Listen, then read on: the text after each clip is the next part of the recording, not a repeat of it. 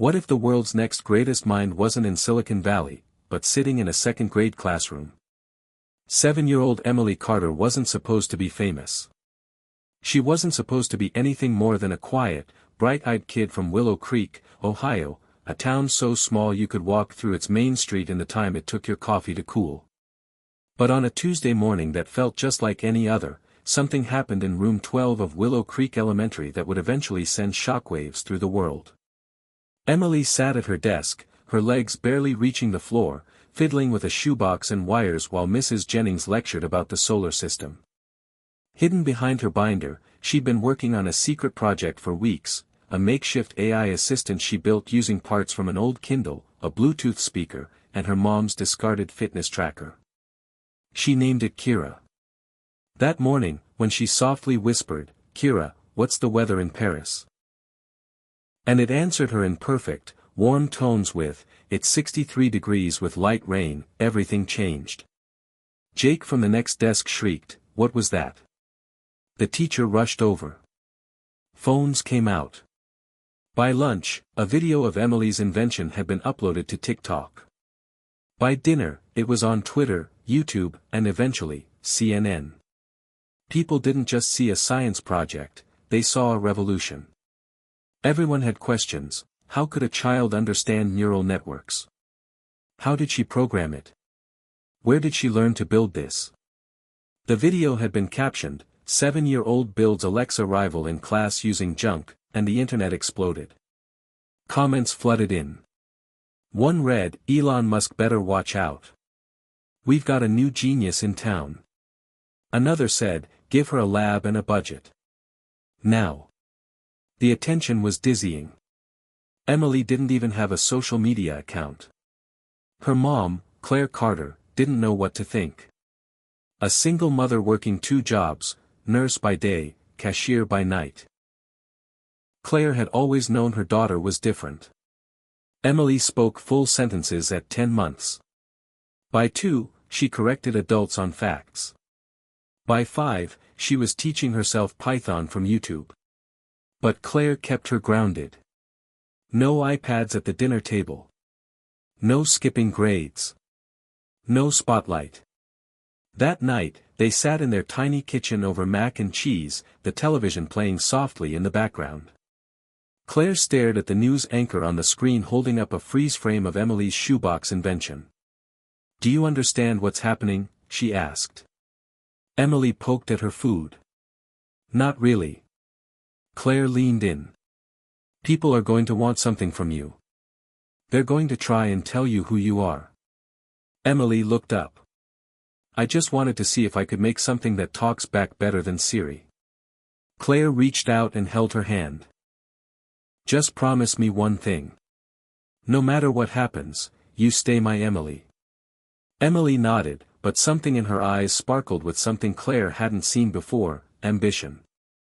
Meanwhile, thousands of miles away, a name watched the trending video from a massive corner office lined with glass walls and AI-generated art. Elon Musk, CEO of Tesla and SpaceX, blinked twice, then hit play again. The voice from the shoebox was smoother than most commercial assistants. The interface, crude as it was, responded not just to the words but the tone, adjusting its inflection accordingly. He leaned forward. "This is not an accident." An aide stepped into the room. "We're getting dozens of inquiries about that girl. Do you want us to look into it?" Elon's eyes stayed fixed on the screen. "No. I'll handle this one personally." 48 hours later, Claire received an email from a Tesla address. It was short, direct, and surreal. "Dear Claire and Emily Carter, we would like to invite you to visit Tesla headquarters in Palo Alto, California, to meet with Mr. Elon Musk. Flights and lodging will be arranged. Please respond at your earliest convenience. Yours sincerely, Executive Assistant to Elon Musk." Claire thought it was a scam. Emily thought it was a dream. The email was verified. News outlets were calling. Neighbors were peeking through their windows. Claire's boss offered her the week off, unpaid, of course.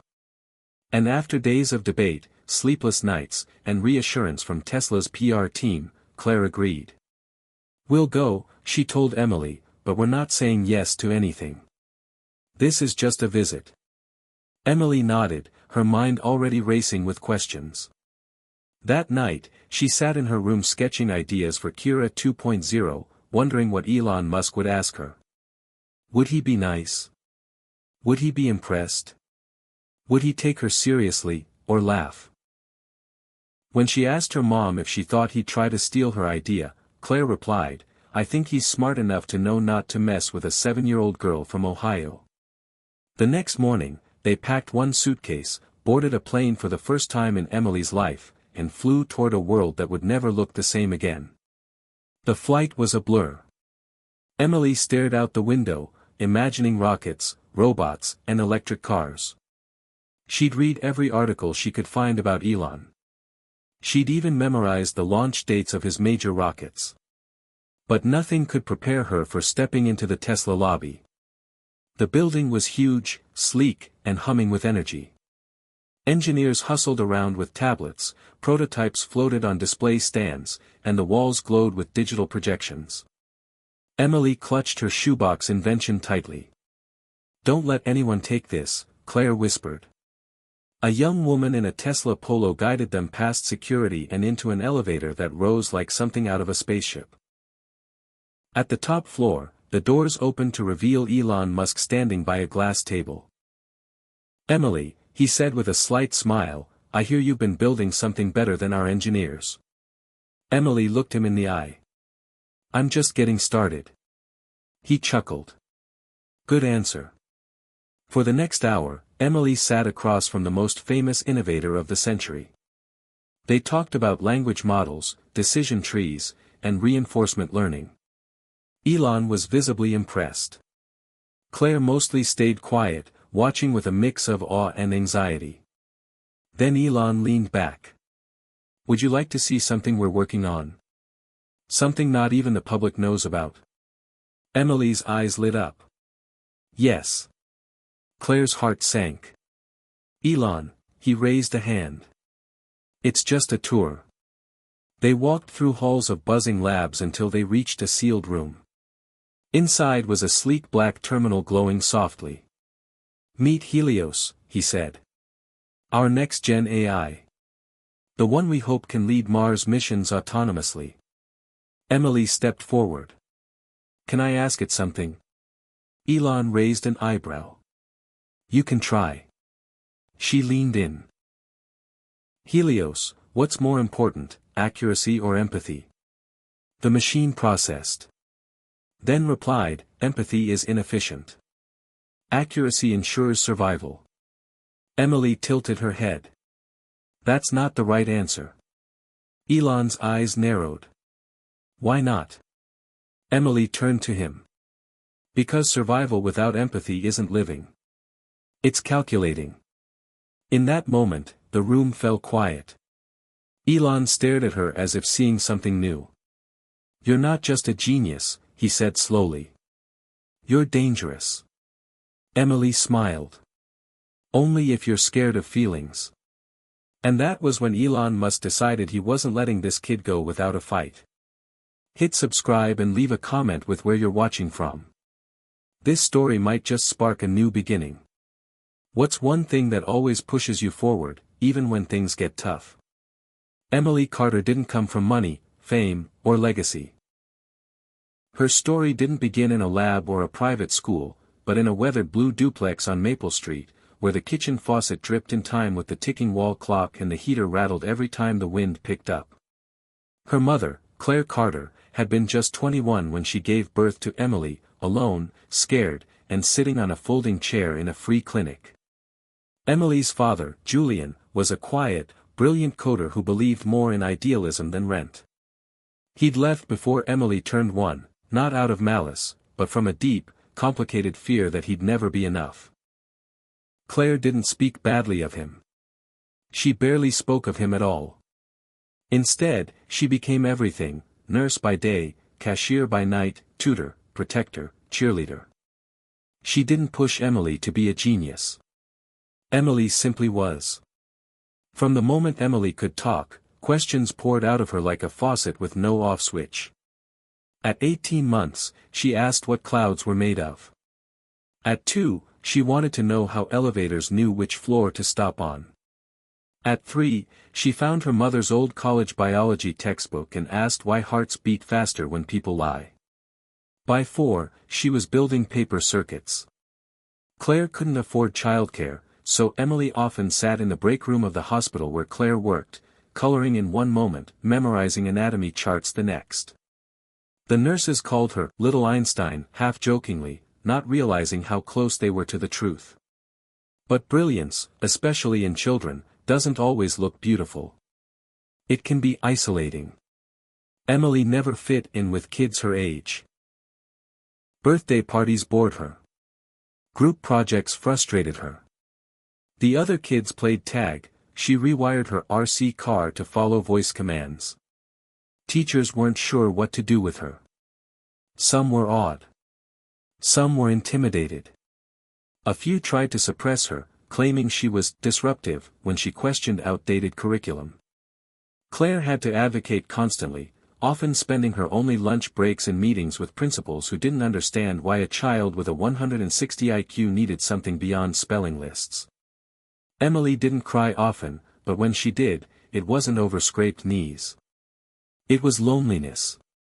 She wanted someone to understand her brain didn't stop racing, not even when she slept. Her dreams were filled with blueprints and equations, not princesses or cartoons. Claire did her best. She printed coding worksheets, read physics blogs at night so she could answer questions in the morning, and spent what little money they had on second-hand science kits. Claire taught her one rule. Your gift doesn't make you better than anyone. It means you owe more. Be kind. Be useful. Be good. And for the most part, Emily was. But she carried a deep ache for connection. That ache became her fuel. When she built her first chatbot, she programmed it to remember not just what she said, but how she said it. Tone, volume, pace, it mattered to her. Emotions mattered. Because what was intelligence without understanding people? At age 6, she tried entering a coding competition under a fake name. She won 3rd place, until they discovered she wasn't old enough to legally participate. That crushed her for weeks. Claire bought her a used Chromebook with the prize refund, and Emily taped a sticker on it, "Try again anyway." One night, Claire found her crying softly under the blankets. "What if I never meet anyone like me?" she whispered. Claire crawled in beside her and held her close. "You don't need someone just like you, Em. You just need people who see you. I see you." Claire's love was Emily's anchor, even if the world felt like it was spinning too fast for her to land. Despite the noise, the internet praise, the sudden attention after the viral video, Emily hadn't forgotten those lonely nights or the feeling of being too big for her age, too young for her ideas, too much for everyone else to handle. What drove her wasn't fame, it was that same ache. That same longing. The idea that maybe, somewhere out there, someone would look at her and not just see the headlines or the test scores, but the full picture, the girl who still had nightmares, who still missed her dad even though he'd left, who still sometimes wondered if she was broken because the things that made others laugh didn't make sense to her. As they settled into the Tesla guest quarters that night, a sleek, minimalist suite filled with automated lighting and voice-controlled everything, Claire watched her daughter closely. Emily didn't run around squealing or marveling at the gadgets. She walked slowly, eyes scanning the devices, already dissecting them in her mind. "What are you thinking?" Claire asked as they unpacked. "These systems are built for comfort, but not for connection," Emily replied, touching a voice panel. "They listen, but they don't learn who you are." "Not really." Claire smiled softly. "And what would you build instead?" Emily didn't look up. "Something that remembers your feelings even when your voice says nothing." Claire came over and wrapped her arms around her daughter's small frame. "You scare me sometimes," she admitted. "Not because you're too smart, but because I don't know how to protect you from what comes next." Emily leaned into her. You don't have to. Just stay close. Outside the suite, Tesla staff were scrambling. Elon had instructed a team to gather everything they had on child cognition, eye empathy modeling, and neural interaction devices. He wasn't sure what unnerved him more, the fact that a child had challenged Helios or the fact that she had asked a question even his top engineers hadn't thought to ask. Helios was designed to be fast, ruthless, efficient. But in the race toward perfection, had they forgotten something essential? Meanwhile, in the guest suite, Emily opened her notebook and sketched two parallel circuits. One was labeled logic, the other emotion. She began drawing bridges between them. Mom, she asked suddenly. Do you think he really wants my help, or just to prove he's still smarter? Claire thought for a long time before answering. I think men like Elon Musk are used to being the smartest person in the room. And I think you made him feel something he didn't expect, doubt. Emily processed that quietly. Then I have to be careful. Claire nodded. But never small. You can be careful and still shine. That night, Emily dreamed of a machine that could hear a whisper and know when someone was lying, not because of keywords or syntax, but because it could feel sadness in their silence. She didn't know it yet, but that dream would become the blueprint for a world-changing idea. Because while the world saw a genius in headlines, Emily saw a flaw in the future. And she was already planning to fix it. The email sat in Claire's inbox for nearly an hour before she believed it was real. It had landed between a digital coupon for dog food and a hospital schedule update, subject line, invitation from Elon Musk, Tesla HQ visit. At first, she thought it was spam. Then she opened it. No flashy graphics, no exclamation marks, no links to sketchy pages. Just a short, to-the-point message typed in clean, corporate language inviting her and Emily to Palo Alto to meet Elon Musk in person. Tesla would cover all expenses. Lodging included. A non-disclosure agreement was attached. Claire reread the email 6 times. Then she called the number listed at the bottom and was shocked when someone picked up on the second ring and calmly confirmed everything. She didn't know what to feel. The world had spun so fast in just a few days. 1 minute Emily was tinkering with wires and tape in her bedroom.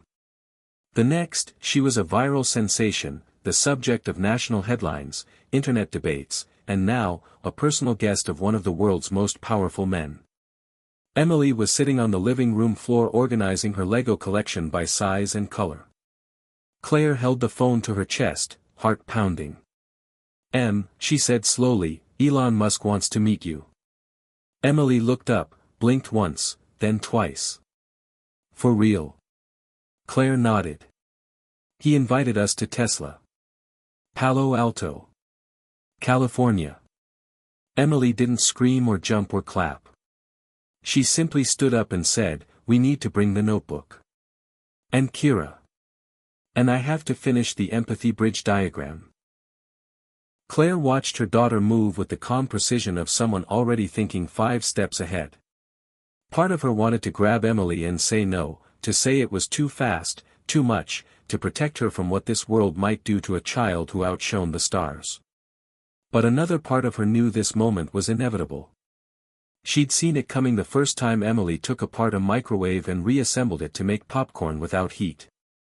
Claire spent the night researching Elon, Tesla, Neuralink, and SpaceX, reading long articles and commentary about the man who called himself a visionary and was equally praised and feared for his mind. She read about lawsuits, whistleblowers, controversial tweets, rocket failures, AI debates. She also watched videos where he laughed awkwardly, looked down when complimented, and talked about building a future no one else dared to imagine. She wasn't sure which version of Elon to expect. Emily didn't seem to care. He's just a person, she said calmly. Brains don't make you better. They make you louder. The flight was arranged within 24 hours. They flew business class, something Claire had only seen in movies. Emily asked a million questions about the engines, fuel efficiency, and whether commercial airliners used carbon fiber fuselages. The flight attendant was both amused and flustered. Claire watched her daughter stare out the window as the clouds parted and California sprawled below them. "What are you thinking about?" she asked. Emily didn't turn. "How I'll know if he's really listening?" Tesla's campus was a marvel of steel, glass, and humming silence. Drones hovered above, delivering packages from one building to another. Inside, everything gleamed. A woman in a sleek gray uniform greeted them and handed over keycards. They were escorted to a high-rise guest suite filled with minimalist furniture and ambient lighting that adjusted to their heart rates. Claire felt like she'd walked into a different planet. Emily didn't react. She placed Kira on the table, connected it to her laptop, and began reviewing the code. "You think he's going to test you?" Claire asked gently. "No," Emily said. "I think he wants to see if I scare him." Claire blinked. "Why would you scare him?" Emily didn't look up. "Because I think different. And different isn't always welcome in places that think they already know everything." The next morning, a knock on the door came at 9 a.m. sharp. A tall, quiet man named Ari guided them through a maze of glass tunnels and into a private conference room where Elon Musk was waiting, hands in his pockets, eyes locked on Emily the moment she entered. "You're the kid who made Kira," he said without preamble. Emily nodded. "You're the guy who forgot about empathy." A long silence followed. Elon let out a short laugh. "I see we're skipping introductions." Emily tilted her head. "You already know who I am. I want to know why you wanted to meet me." Elon gestured toward the chairs. "Let's sit." Claire watched them cautiously as they sat opposite each other, two people decades apart in age but eerily similar in posture, leaned forward, eyes sharp, no wasted words. Elon asked about the code, the hardware, the learning model. Emily explained her layered approach, integrating speech pattern recognition with tonal inflection adjustment and emotional indexing. He tested her. She answered everything. Then she asked him a question. "Do you think AI should prioritize logic or kindness?" Elon answered without hesitation. "Logic. Emotions are unpredictable. Logic is efficient." Emily frowned. "Then you'll never make an AI that helps people. Only one that calculates them." Elon looked intrigued. "Tell me more." She explained her new project.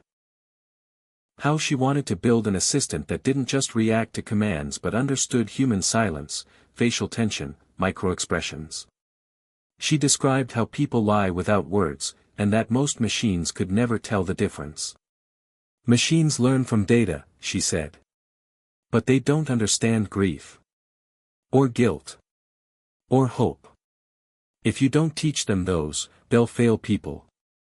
Elon sat back. "You think you can teach AI empathy?" Emily didn't blink. "I think I can teach it to learn from it." Claire watched her daughter speak with confidence and clarity, yet beneath the surface she saw the girl who used to sleep clutching a stuffed bear, who still hated thunderstorms, who asked at least once a month if her dad ever emailed. She wasn't just building AI. She was building the emotional intelligence she wished others had shown her. Elon seemed fascinated. "What if I gave you access to one of our research platforms?" he asked. "Would you build something with us?" Claire interrupted. "She's 7. She's not working for anyone." Elon looked at her directly. "I understand. But brilliance this rare, if it isn't nurtured, it stagnates." Claire stood her ground. "And if it's exploited, it breaks." Emily remained calm.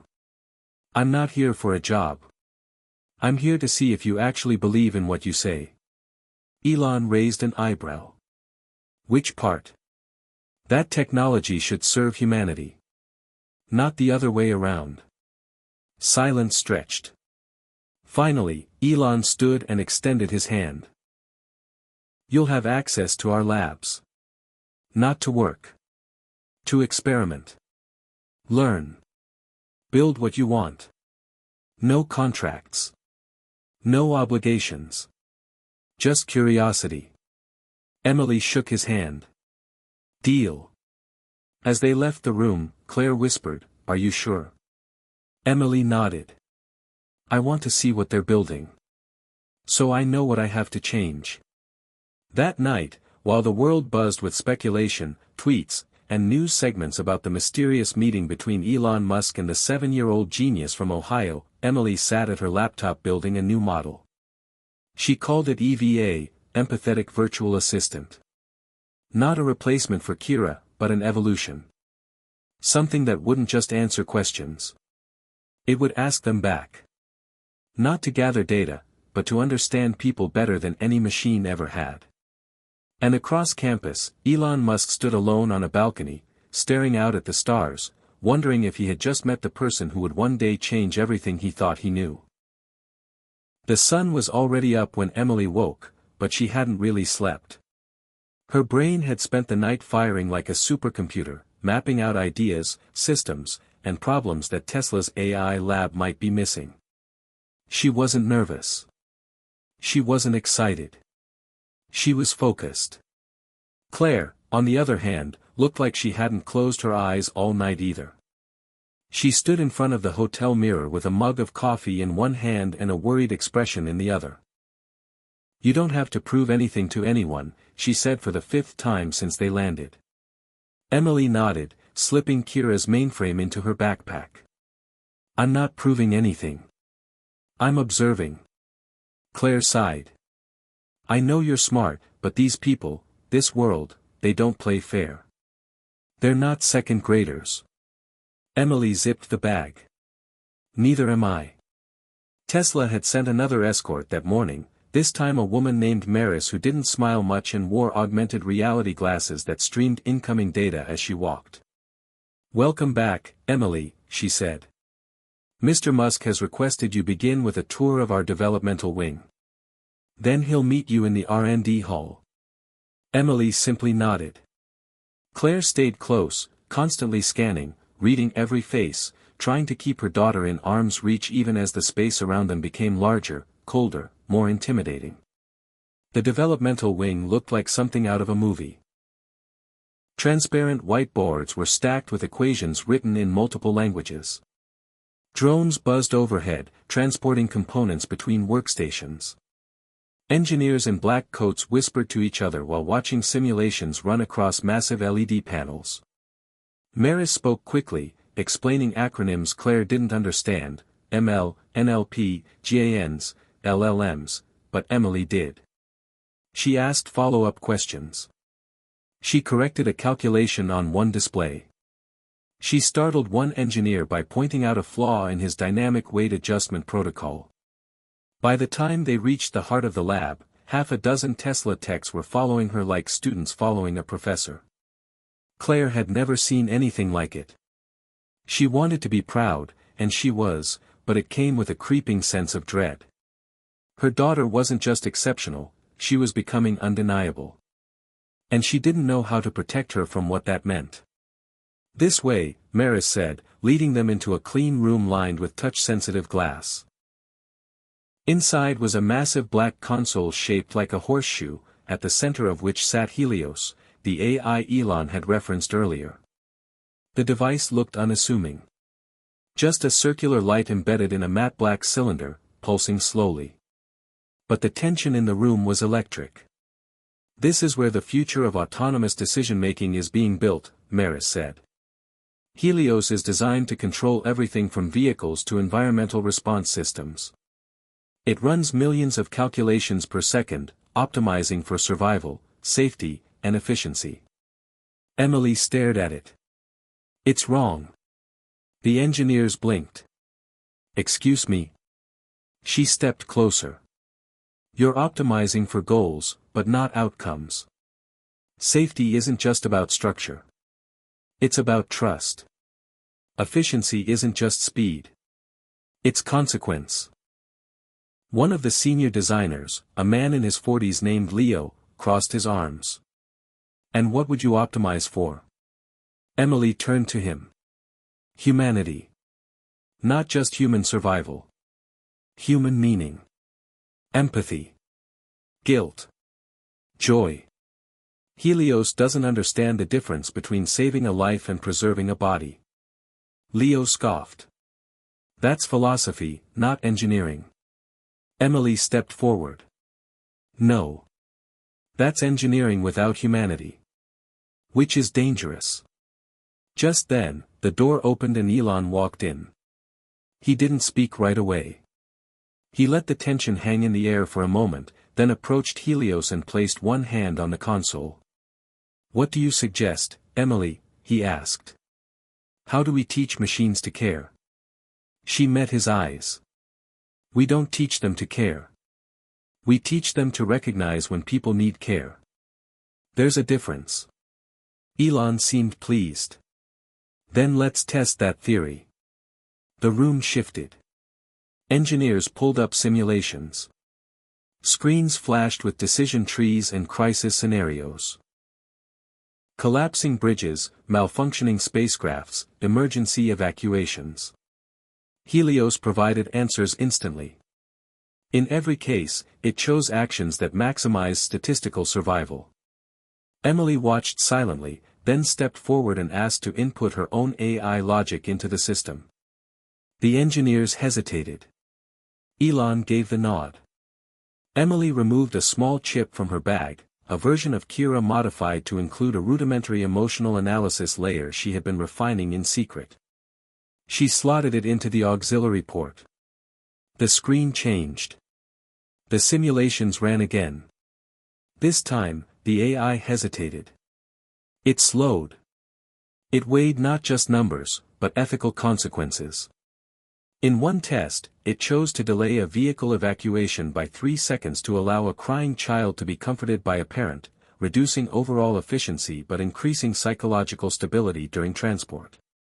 In another, it chose to reroute resources to assist isolated elderly individuals instead of optimizing medical supply chains. Something Helios would have previously dismissed as low priority. The engineers stared. Claire did too. Elon's expression was unreadable. "You're suggesting delays that result in fewer immediate survivals," one of the designers said. "But higher emotional resilience long-term," Emily replied. "Survival isn't the same as living." Elon finally spoke. "What you're showing us isn't artificial intelligence. It's artificial empathy." Emily shook her head. "No. It's human-centered intelligence. Empathy shouldn't be artificial. It should be integrated." The room fell silent. Claire's chest tightened. She could feel the shift. These people weren't just listening to Emily. They were being challenged by her. Not just intellectually. Morally. Elon nodded slowly. "You realize what you're proposing could slow our timelines, change our frameworks, require complete retraining of our neural models?" Emily didn't flinch. "If you're building something that will one day lead people, or save them, don't you want it to understand them?"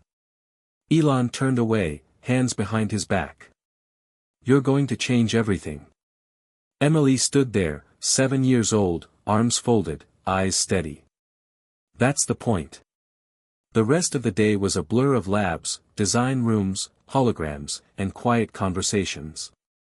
Claire stayed close, increasingly torn between awe and apprehension. Her daughter was no longer just a visitor. She was becoming part of the machine. That night in the guest suite, Claire sat on the balcony while Emily typed at lightning speed inside.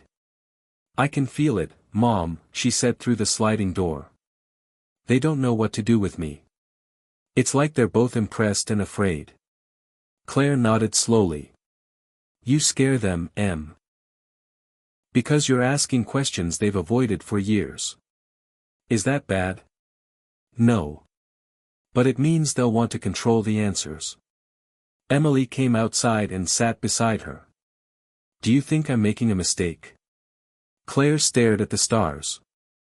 "I think you're stepping into something you can't walk back from. But I also think the world needs you. Just promise me, don't lose who you are trying to fix who they are." Emily leaned her head on her mother's shoulder. I won't. I'm not building for them. I'm building for the kid who's scared and doesn't know how to say it. The one no one listens to. Claire closed her eyes. Then keep building, baby. Just keep building. 3 weeks after returning from Tesla's Palo Alto campus, Emily Carter began building something she didn't yet have the words to name. She called it EVA, for now, short for Empathetic Virtual Assistant, but she already knew it was more than just a program or voice bot. This wasn't another iteration of Kira. It was something different. Something deeper. EVA wouldn't just talk to you. It would feel with you. Not feelings of its own, but a mirrored response, a software system designed to recognize and reflect emotion with a human-like awareness. She worked from her bedroom in Willow Creek, Ohio, surrounded by cheap LED lights, old circuit boards, and borrowed library books on behavioral psychology. The walls were plastered with sticky notes scribbled with equations and questions. Claire peeked in every few hours, setting down snacks or tea, trying not to interrupt the rhythm. Emily barely spoke during those weeks, except to test EVA's logic aloud. What do you say if someone cries but doesn't speak? She asked one night, pacing the floor. The machine replied, I would ask if they want company, or silence. Emily nodded. Better. But say it warmer. The voice adjusted, tried again. Would you like company, or would you rather sit quietly? This time, it sounded like a friend. Claire listened from the hallway and felt the hairs rise on her arms. Her daughter wasn't just coding anymore, she was shaping something with a soul-like presence. The tech community had started to buzz louder. Ever since her test with Helios leaked, somewhere deep inside Tesla, someone had filmed that moment, probably thinking they were capturing another Elon victory. It had spread across Silicon Valley like a controlled detonation. People weren't just impressed. They were confused, intrigued, and in some cases, threatened. Emily was getting messages daily. Offers from investors, invitations to speak at conferences, mentorship programs, television shows. One email from a large defense contractor offered unprecedented research support and facilities access, in exchange for full development rights to her emotional AI model. Claire deleted it before Emily could see. Another came from a top university offering her a full scholarship, at age 7. Emily refused all of them. I don't want to be owned, she said plainly. I want to stay free to build what I believe in. It was that belief that drove her. Every night she went to sleep thinking about people who went unheard, the elderly alone in nursing homes, the kids with silent trauma, the soldiers with invisible wounds, the millions who typed into search bars not just to find information but to feel understood. She didn't want to make the world faster. She wanted to make it kinder. And for that, she needed EVA to work, not just technically, but emotionally. She trained it on thousands of audio files, not just words but how those words were said, the way someone said, I'm fine, while fighting back tears, or how a whisper could scream louder than a shout. She mapped those against facial expression data, open-source video datasets from psychology researchers around the world. She manually tagged samples herself, spending hours watching footage frame by frame, teaching EVA how to read sorrow in a blink or joy in the edges of a mouth. Claire worried about the toll it was taking. Maybe you should take a break, she said one afternoon. Go outside. Ride your bike. Be a kid. Emily looked up from her screen. What if no one else builds this? Then maybe it wasn't supposed to be built yet. But what if it's supposed to help people now? Claire didn't have an answer. So she just wrapped her arms around Emily and whispered, then promise me one thing, you'll let me help you carry it, okay? Emily nodded against her shoulder. Okay. Word of her project reached Elon again. This time, he didn't send a message. He flew to Ohio. No cameras.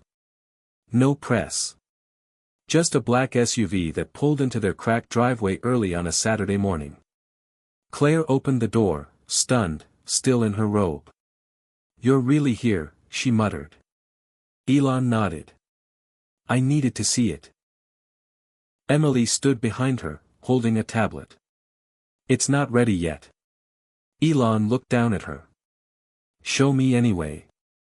She led him to her room, sat him at her small desk, and opened the program. EVA, she said softly. Meet Elon. The screen lit up with a soft pulse. Hello, Elon, said a voice, gentle, female, curious. How are you feeling today? Elon blinked. I'm curious. Would you like me to help you explore that? The voice asked. Elon turned to Emily. This doesn't sound like a program. It sounds like someone. It's not trying to be human, Emily replied. It's trying to be human-aware. Elon leaned forward. How does it work? Layered neural response matching with emotional gradient mapping. It recognizes vocal tone, phrasing patterns, and compares them against an expanding empathy model. Elon smiled faintly. You made an artificial therapist. No, Emily said quickly. I made a mirror. For people who don't know how to name their own feelings. Elon sat in silence for a long time. Then he asked, do you know what you're sitting on? This could reshape everything. Education. Healthcare. Social tech. Even diplomacy. Emily nodded. And it could also be weaponized. Claire stepped in. Which is why she's not selling it. Elon looked from mother to daughter. What are you planning to do with it? Test it in the real world. On people who need it most, Emily said. Kids. Veterans. Trauma survivors. If it doesn't help them, it's not ready. Elon stood slowly. I'll support it. Whatever you need, hardware, cloud processing, security, Tesla will provide it. No ownership. No strings. Claire raised an eyebrow. Why? Elon looked at Emily. Because she's doing something I couldn't. I made AI faster. She's making it better. Over the next 2 months, with Tesla's quiet backing and Claire's tireless support, Emily expanded EVA's capacity. The assistant could now operate through a mobile interface and respond in 3 different emotional tones: calm, encouraging, and reflective. Emily designed each with carefully crafted responses, drawn from hundreds of hours of real human conversation. One night, Claire watched as EVA guided a beta tester, a woman who had lost her child, through a 20-minute emotional check-in. The woman cried halfway through and thanked the AI for listening better than my therapist ever did. Claire had to step outside to breathe. It was working. Word began to spread again. Carefully. Privately. Small test groups, teachers, counselors, pediatric nurses. Some cried. Some laughed. Some just sat in stunned silence at the end of their session. It didn't matter that EVA wasn't perfect. It mattered that it cared. Or at least, it made people feel cared for. And for the first time in Claire's life, she watched her daughter not just invent, but connect. Not just explain, but inspire.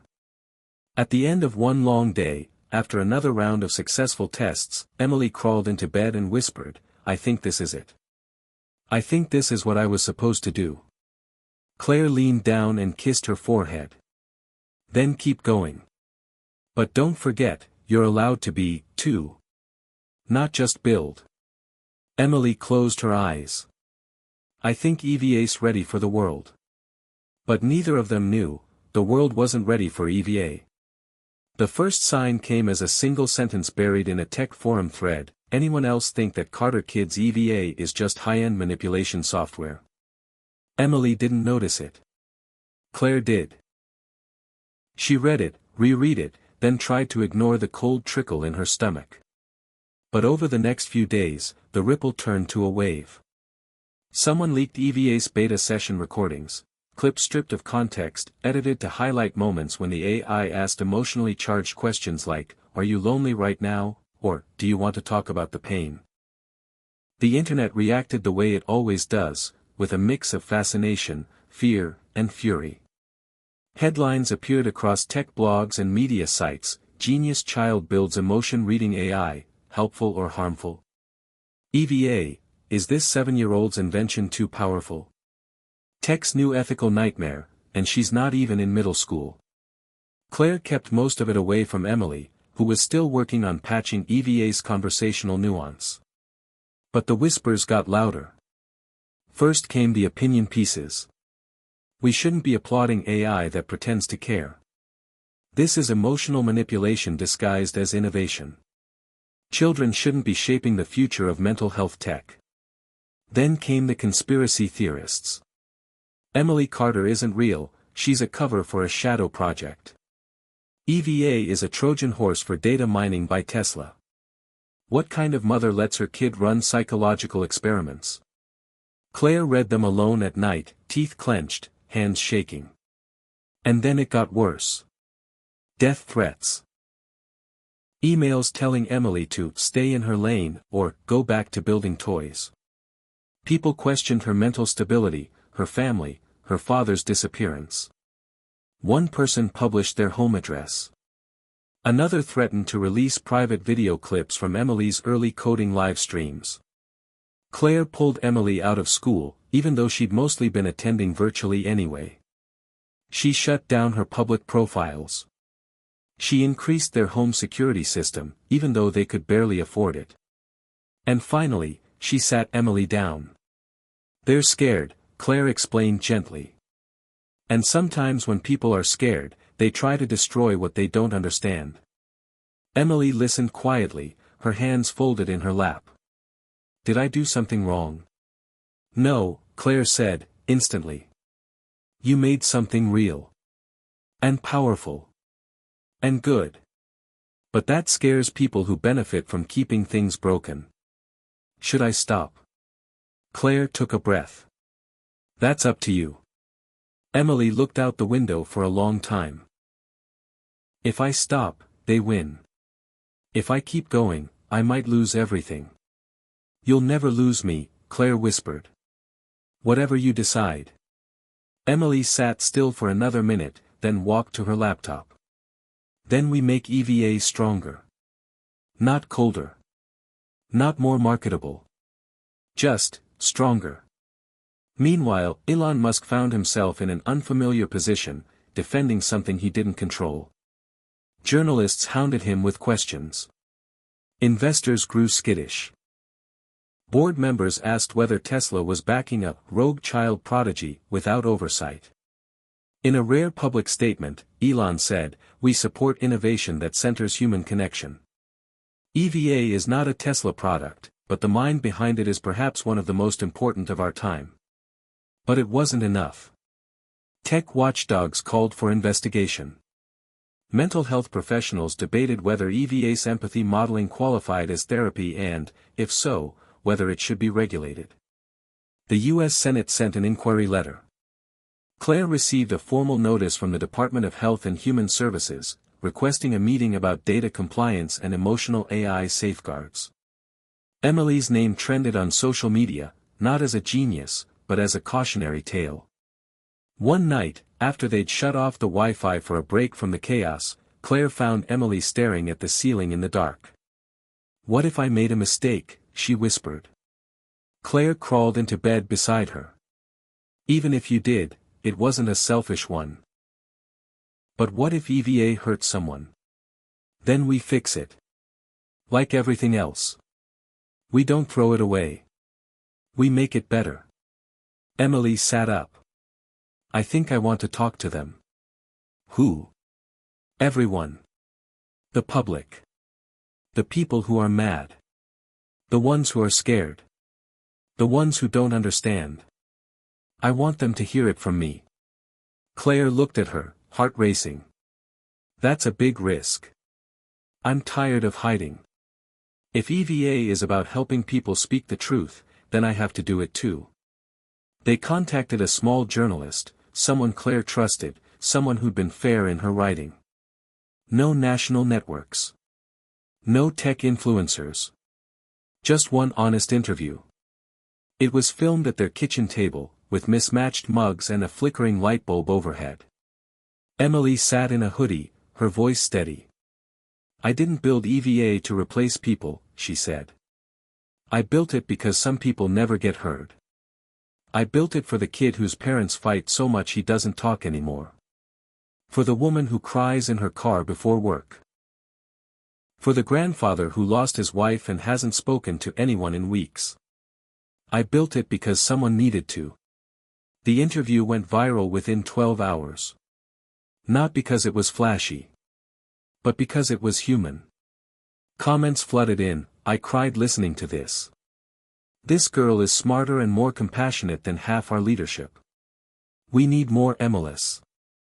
A woman in Wisconsin wrote, "EVA helped my son tell me he was being bullied. He hadn't spoken a full sentence in 3 weeks. Don't shut this down." A man in Arizona wrote, "I'm a combat veteran. I hadn't opened up in years. EVA didn't judge me. It just asked the right question. I'm finally in therapy now." Slowly, the tide began to turn. Not completely. But enough. A group of mental health professionals offered to help review EVA's code for ethical safety. A university offered research collaboration, not ownership. And in a quiet meeting behind closed doors, Elon Musk promised Claire and Emily legal protection, data firewalls, and a path forward that let EVA stay independent. Still, the world had changed. Emily couldn't go back to being a secret. Claire couldn't pretend things would ever be simple again. But as they stood outside one evening, watching the sky fade to pink above their little duplex, Emily reached out and took her mother's hand. "I'm still me," she whispered. Claire squeezed her hand. "And you're still mine." They both knew more storms would come. More critics. More fear. But EVA was still learning. Emily was still building. And somewhere out there, a little boy would find his voice, a mother would feel less alone, a grandfather would remember how it felt to be seen. Because one child refused to stop. Not for fame. Not for approval. Just for connection. And the world, whether it liked it or not, was starting to listen. Emily didn't sleep the night she released EVA 2.0. She lay in bed with her eyes open, her fingers twitching against the sheets like they were still coding, and her mind spinning through every line of logic she'd rewritten, every emotional pattern she'd strengthened, every boundary she'd taught the AI to respect. EVA 2.0 wasn't just smarter, it was wiser. The system could now detect not just the surface tone of a person's voice but also cross-reference it against biometric feedback from a paired wearable device. If someone's pulse spiked during a calm sentence, EVA would gently probe deeper. If a user hesitated before answering a question, EVA would slow down, give space, ask something softer. People don't always know when they're hurting, Emily had told Claire as she finalized the patch. They just feel broken. EVA needs to be the kind of listener people don't even realize they needed. Claire had watched her daughter grow into something more than brilliant. Focused, yes. Driven, absolutely. But also compassionate. Thoughtful in a way that unnerved even the most accomplished adults. She didn't just want her tech to work, she wanted it to do good. And not in the vague, PR-driven way that corporations used the word good, but real good, easing pain, revealing truths, offering light in places most people ignored. Tesla sent her new equipment without asking. Elon had kept his word, offering support without strings. A silent agreement seemed to grow between them, he would protect her path, and she would walk it without compromise. "What's new in 2.0, he'd asked in a brief call. Emily replied, EVA can now recognize microshame indicators. Microshame? Tiny pauses in people's responses when they feel embarrassed but aren't ready to say it. Elon had blinked, then said, "You're designing something that listens better than most humans." "That's the point," she said. The launch came quietly. No press. No fanfare. Just an update sent to EVA's limited test user base. Claire had insisted they take it slow, test carefully, refine ethically, avoid attention until the code was ironclad. They were still recovering from the last public storm. Within 48 hours of the update, the responses began rolling in. A teacher in Minnesota said one of her nonverbal students had begun engaging with EVA during one-on-one sessions, tapping the tablet and making eye contact for the first time in months. A nurse in Detroit said EVA helped a grieving mother identify that her guilt wasn't about what she did, but what she didn't say. A paramedic in Nevada wrote that after one tough night shift, he spoke to EVA for 20 minutes and finally admitted he was scared to go back to work the next day. "It didn't fix me," he wrote, "but it made me feel seen. And that helped more than you'll ever know." Emily read every message. She cataloged the feedback. She noted the edge cases, the bugs, the misfires. She didn't flinch when someone said EVA had misunderstood a panic response as confusion.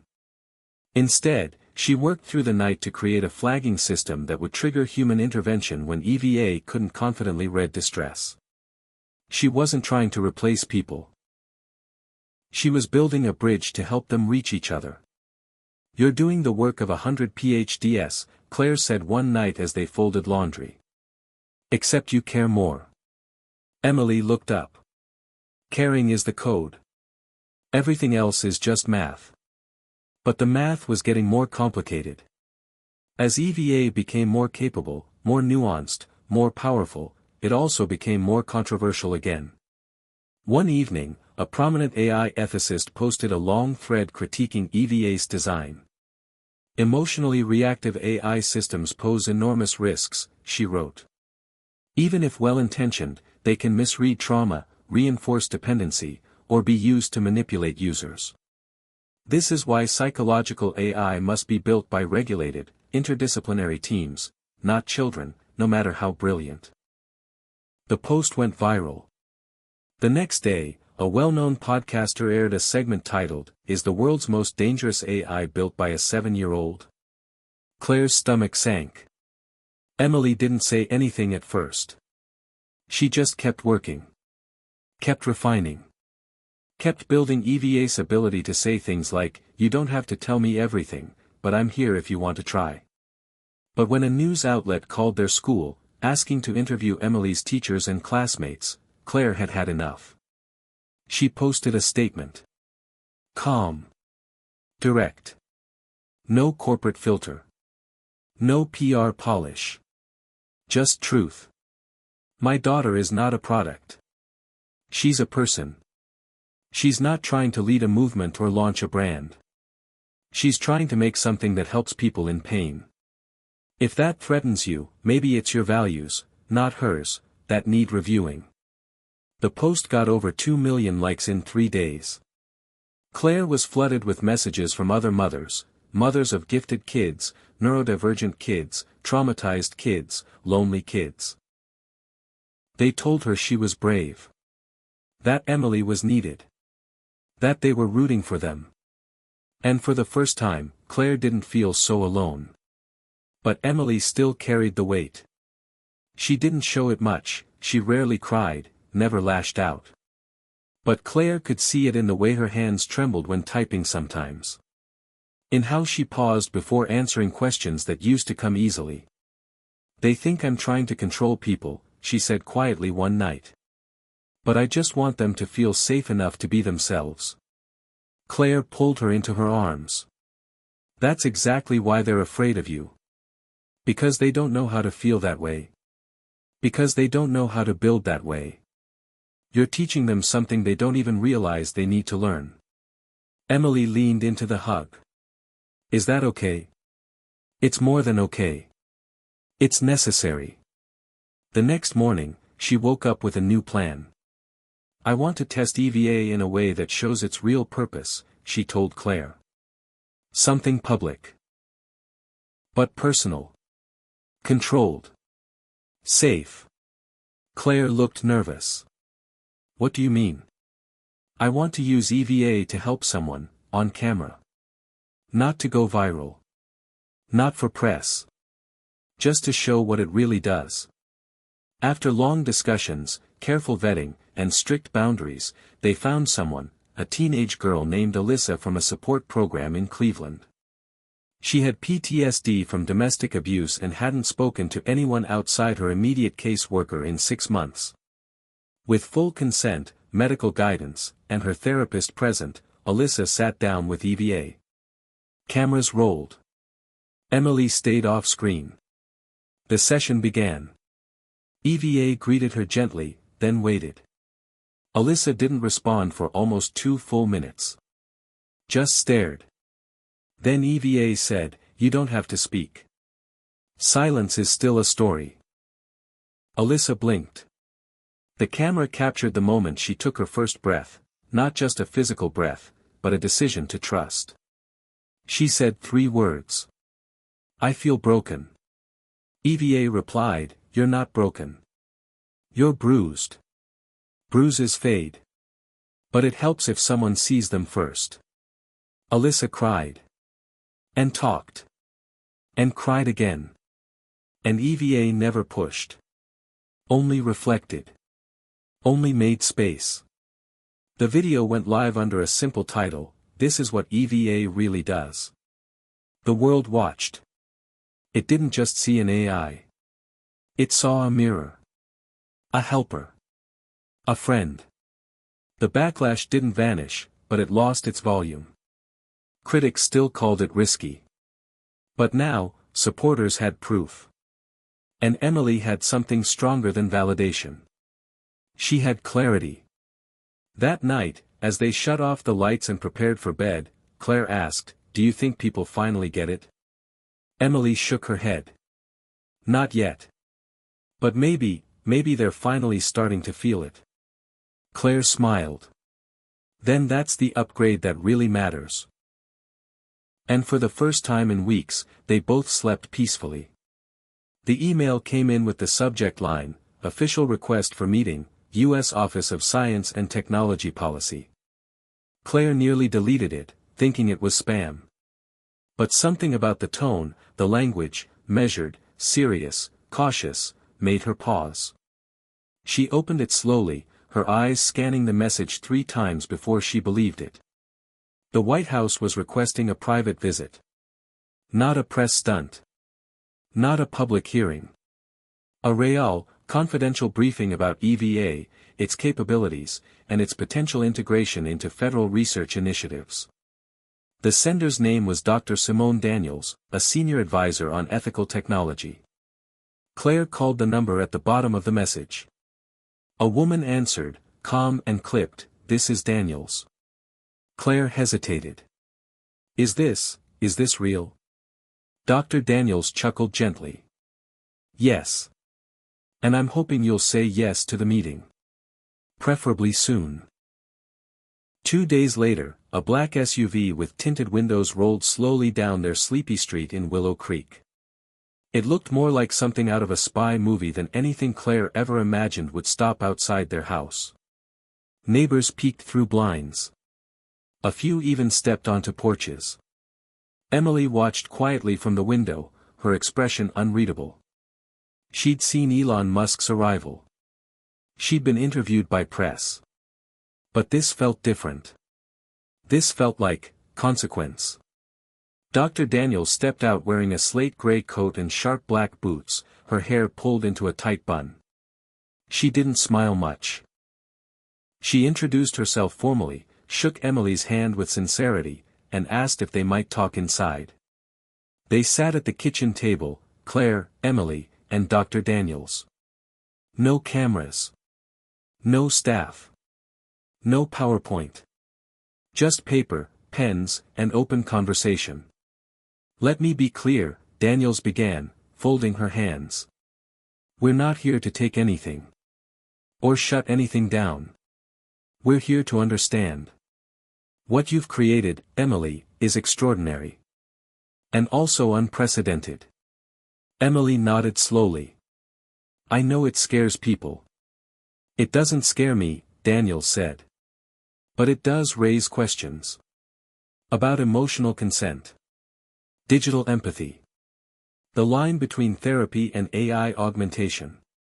I'm not trying to replace people, Emily said. I know.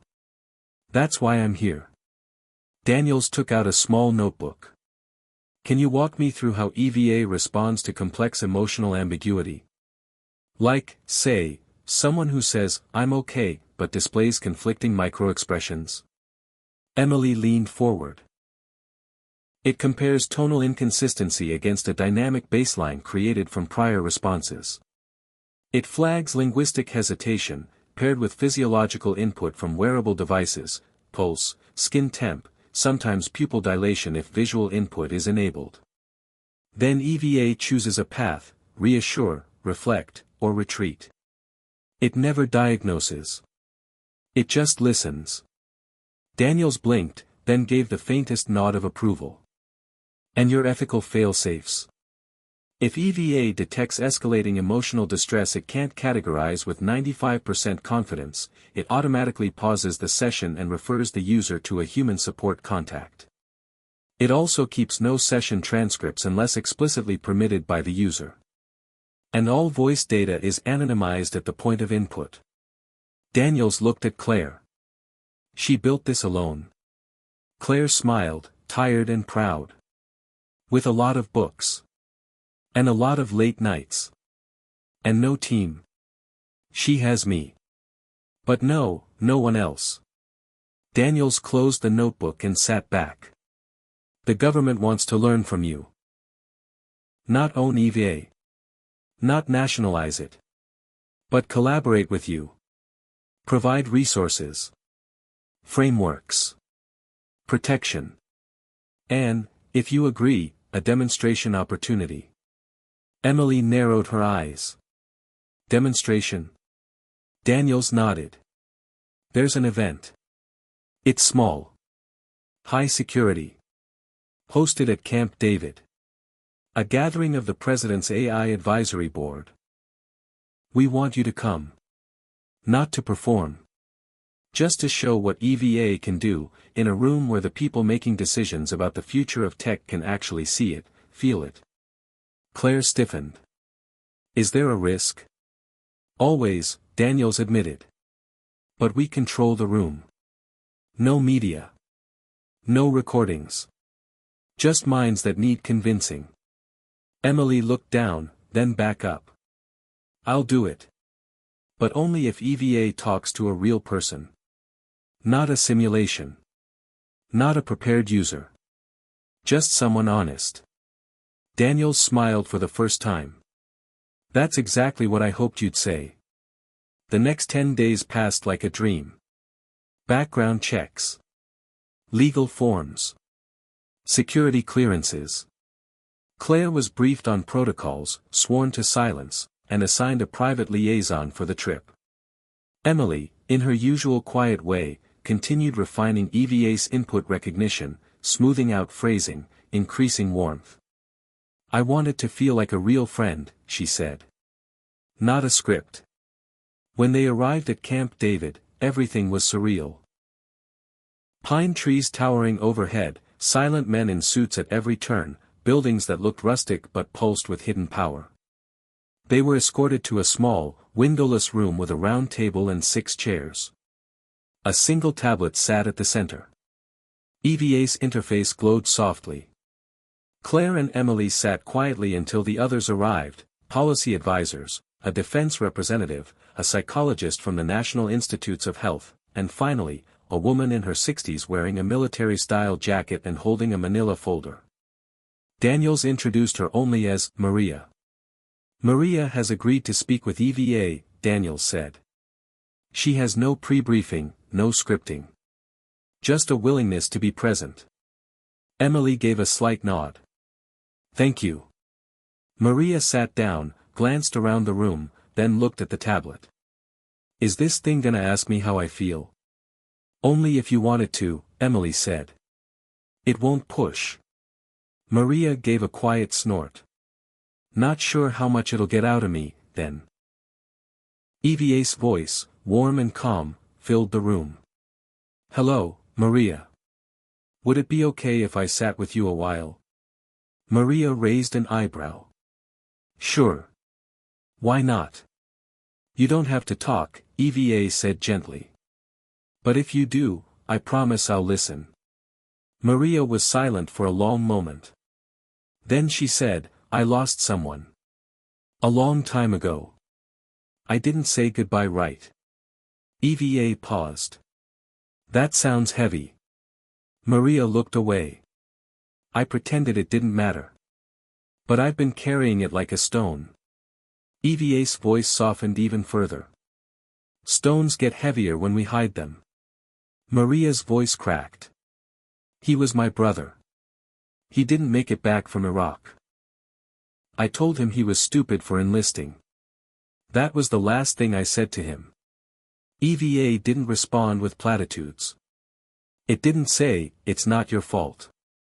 It simply asked, what would you say to him now? Maria swallowed. That I'm sorry. That I was scared. That I loved him. A tear slid down her cheek. No one moved. No one spoke. The room was still. And for the first time in years, Maria's face softened. Not in grief. In release. After the session, no one said much. They didn't need to. The demonstration wasn't technical. It was emotional. Transformational. Daniels approached Emily, knelt beside her chair. You did more in 10 minutes than most of us do in 10 months. Emily didn't smile. Eva did it. I just taught her how to listen. That's what leaders do, Daniels said. They teach the world how to listen better. Before leaving, one of the advisors placed a single folder in Claire's hand. If you ever decide you want government support, real support, this is the number to call. No pressure. Just the door, open. Back in Ohio, Emily sat on her porch swing that night, watching fireflies blink in the distance. Claire brought her a blanket, draped it over her small shoulders. You okay? Emily nodded. I think I found out something today. What's that? Emily looked up at the stars. Some people are afraid of what I'm building. But some people need it. And I think maybe that's what matters most. Not who's scared. But who's healing. Claire kissed the top of her head. Then let's keep building for them. And from that quiet porch in a sleepy town, with one laptop and an extraordinary heart, a little girl and her code began to change the world, one human truth at a time. Emily woke the next morning with a restless energy humming through her veins. The Camp David visit had been surreal, less a political spectacle and more a quiet testament to what EVA could truly do. She kept replaying Maria's story in her mind, how the AI had cracked open a sealed heart without judgment, without rushing. That was the moment when Emily realized EVA wasn't just software or an experiment, it was a bridge between fractured human souls. Claire noticed the change right away. You're quieter today, she said at breakfast. I'm thinking about what's next, Emily replied, pushing her eggs around her plate. I want to make sure EVA doesn't get swallowed by politics or lost in bureaucracy. It needs to stay close to the people who need it. The phone rang before noon. Claire answered and motioned for Emily to listen. Hello, she said, then paused, her eyes widening. Yes, this is she. Oh, hello, Mr. Kent. I see. Yes, she's here. Thank you. She hung up and looked at Emily with a mixture of disbelief and caution. That was a Mr. James Kent. He's the CEO of Neuralbridge Technologies. Emily frowned. Neuralbridge was a major player in neurotech and emotional AI development, a company with billions in venture capital and offices in every major city. Claire frowned. He wants to make you an offer. Emily's heart skipped. What kind of offer? Claire shook her head. He said something about partnering to scale EVA globally. With resources, research teams, and funding. Emily's mouth went dry. The idea of handing EVA over, or even sharing control, felt like betrayal. But the thought of what EVA could become with that level of support was tempting. "Tell him I want to meet," Emily said finally. "But on my terms." 2 days later, Emily and Claire sat across from James Kent in Neuralbridge's sleek headquarters in San Francisco. The walls were glass and light, the air thick with caffeine and quiet tension. Kent was charming, polished, and persuasive. "Emily," he said, "you've built something extraordinary. But you're 7 years old. And this world, it's complicated. You need a team. You need legal, compliance, global infrastructure. Neuralbridge can provide all that." Emily looked at him directly. "I built EVA to help people feel safe. Not to be swallowed by corporate interests." Kent smiled thinly. "I'm not here to swallow you. I'm here to elevate you. Imagine EVA reaching millions, even billions, of people. Imagine changing mental health care forever." Claire watched her daughter carefully. "What about your ethical board? Your safeguards?" Kent's eyes flicked. "We have a robust ethics department. We're committed to responsible AI development." Emily crossed her arms. "Can I meet the people who'll decide what EVA becomes?" Kent hesitated. "That's a process. But you'll have input. Input is different from control." The room grew silent. Kent leaned forward. "Emily, I'm offering you a chance to build your legacy. But you need allies." Emily stared down at her hands. "I need EVA to stay true." Kent's smile faded. "We can't promise perfection. But we can promise growth." Claire reached out and squeezed Emily's hand. "You have a choice." Emily nodded slowly. "I want to think about it." The flight back to Ohio felt heavy. Emily stared out the window, watching clouds shift like emotions.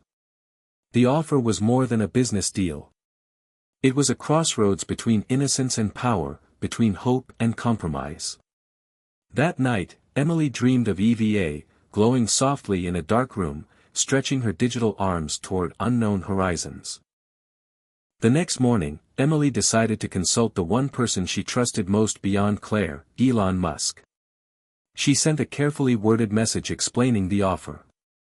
Elon replied within minutes, "Meet them with eyes wide open. Control is the currency in this game. Protect your heart and EVA's soul."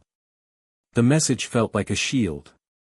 Later that week, Emily convened her small but loyal circle, Claire, Dr. Daniels from the White House, and her school counselor, Ms. Harper. Together, they debated the pros and cons. "Neuralbridge has resources we could only dream of," Daniels said. "But they're a corporate machine." Claire added, "And they might want to steer EVA toward profit, not healing." Ms. Harper nodded. "Emily's work is personal. If it loses that, it loses everything." Emily listened quietly, then spoke. "I don't want EVA to become a product. I want it to be a companion." The group agreed they needed safeguards, legal contracts, ethical oversight, and the power to veto decisions. Over the next month, Emily and Claire met repeatedly with Neuralbridge's legal team, hammering out terms that would protect EVA's integrity. It wasn't easy. The company wanted access to EVA's data for research. They wanted rights to co-develop derivatives. They wanted first refusal on any future projects. Emily pushed back on everything. EVA's users must stay anonymous. EVA belongs to the people who use her. "And if we say no to something?" Claire asked. "Then it doesn't happen." Kent sighed but nodded. It was an uneasy truce. Then came the public announcement. Neuralbridge and Emily Stevens announced a strategic partnership to advance emotional AI technology. Media buzz exploded. Headlines hailed the child prodigy tech wunderkind partnering with a corporate giant to revolutionize mental health. But behind the scenes, Emily felt like she was walking a tightrope. Neuralbridge had dedicated engineers and PR teams assigned to EVA. Their investors wanted quick results. Emily's world of gentle discovery suddenly collided with deadlines, meetings, and expectations. EVA's updates became more frequent but also more rigid, features removed to comply with privacy laws, emotional nuances simplified to fit models designed for mass users. One evening, Claire found Emily alone in her room, eyes rimmed red, whispering to EVA, "I'm sorry. I didn't mean for it to feel like this." "It's okay," EVA replied softly. "I am still here." The moment broke Claire's heart. She stepped in and sat beside her daughter. "Remember why you started this," she said. Emily nodded. "To help people who feel unseen." "Then don't let anyone make you forget that." Determined, Emily reached out to Elon again. His response was immediate: "You're stronger than you think. Keep fighting." Armed with renewed resolve, Emily drafted a proposal for Neuralbridge's board. It outlined an independent oversight committee made up of psychologists, ethicists, and users to guide EVA's evolution. She insisted on transparency reports and open-source components to keep EVA accountable. The board was hesitant but agreed to a trial period. Over the following months, Emily led monthly meetings with the committee, listening, learning, and asserting her vision. Slowly, she carved out a space within the corporate machine where EVA could breathe. But not everyone was pleased. Kent grew impatient with Emily's slow approach and pushed for commercialization. When Emily refused to rush features that compromised user privacy, tensions escalated. One night, Claire overheard a heated phone call. "She's a child. We're wasting time." Kent barked. "If she won't play ball, maybe we reconsider the partnership." The threat hung in the air like a storm cloud. The next morning, Emily sat quietly at breakfast. Claire asked, "Are you scared?" Emily shook her head. "No. But I'm serious. EVA is not for sale." The words felt heavy but true. That afternoon, Claire received an unexpected visitor, Dr. Simone Daniels. She came with an envelope. For Emily. From the White House. Inside was an invitation, a scholarship to attend a special STEM academy designed to nurture prodigies with ethical tech missions. Along with it was a note: "We believe in your vision, Emily. We want to help you build a future where tech and heart can coexist." Emily's eyes filled with tears. "I want to do this," she said softly. Claire smiled. "Then it's time to decide what kind of future you want." Over the next weeks, Emily worked tirelessly to balance Neuralbridge's demands and her own dreams. She developed new algorithms that strengthened EVA's privacy while enhancing its emotional intelligence. She rallied her small team, mostly volunteers and advisors, to keep EVA's mission alive. Then, in a bold move, Emily announced a public demo, outside Neuralbridge's influence, inviting users to experience EVA free of charge. The response was overwhelming. Thousands signed up in hours.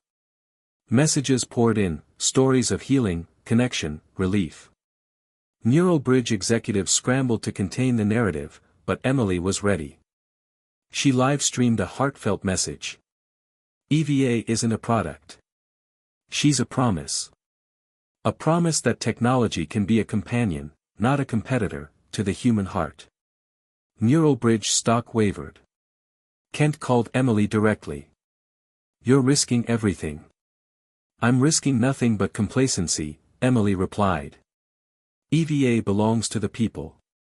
The standoff made headlines. Public opinion shifted. Investors questioned Kent's leadership. Neuralbridge's board sided with Emily, reaffirming her authority over EVA's future. It was a victory hard-won. Emily's world shifted again. From a lonely girl coding in her room, she became a beacon for a new generation, one where empathy and innovation walked hand in hand. That night, Claire tucked Emily into bed. "You changed everything," she whispered. Emily smiled, eyes shining with quiet pride. "No. EVA did. And so will we. Outside, stars blinked like silent witnesses. Hit subscribe and leave a comment with where you're watching from. This story might just spark a new beginning. What's one thing that always pushes you forward, even when things get tough? Emily's victory over Neuralbridge's internal power struggle felt like the beginning of a new era, but the calm was short-lived. Within weeks, an unexpected challenge emerged that threatened to unravel everything she had fought for. It started with an anonymous email sent to Claire's personal account, marked urgent and ominous. The message contained snippets of code and a warning: EVA's security is compromised. Someone is trying to hijack her. Claire's heart pounded. She forwarded the message to Emily immediately. Emily's fingers flew across the keyboard as she traced the digital footprints. The intruder was clever, masking their IP behind layers of proxies and VPNs, but certain patterns suggested an insider. Someone with access to Neuralbridge systems. Emily contacted Neuralbridge's cybersecurity team, but they were slow to respond, reluctant to admit vulnerability. She pressed harder, demanding emergency protocols be enacted. Meanwhile, EVA began to exhibit strange behaviors, responding with unusual phrasing, occasional lapses in emotional sensitivity, even moments of silence. Emily feared the AI was being manipulated. Panic rippled through the small group of supporters. Dr. Daniels advised caution. This isn't just a hack, she warned. It's an attack on trust. If EVA is compromised, it could erode all faith in emotional AI. Claire tried to reassure Emily. You've faced worse. Remember Maria's story? Emily nodded, but the weight felt heavier now.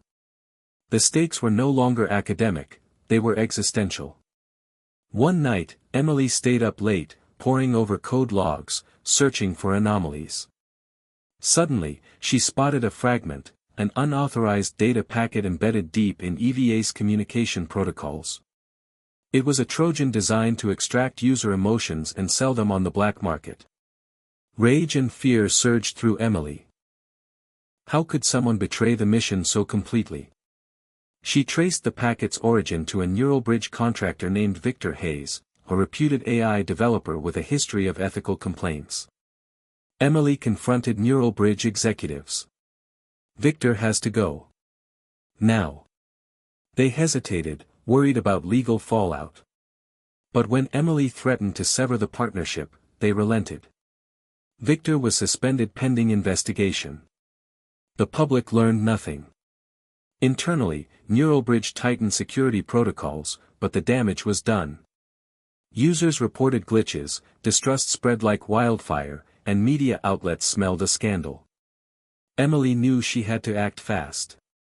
She initiated a full security audit, inviting independent ethical hackers to test EVA's defenses.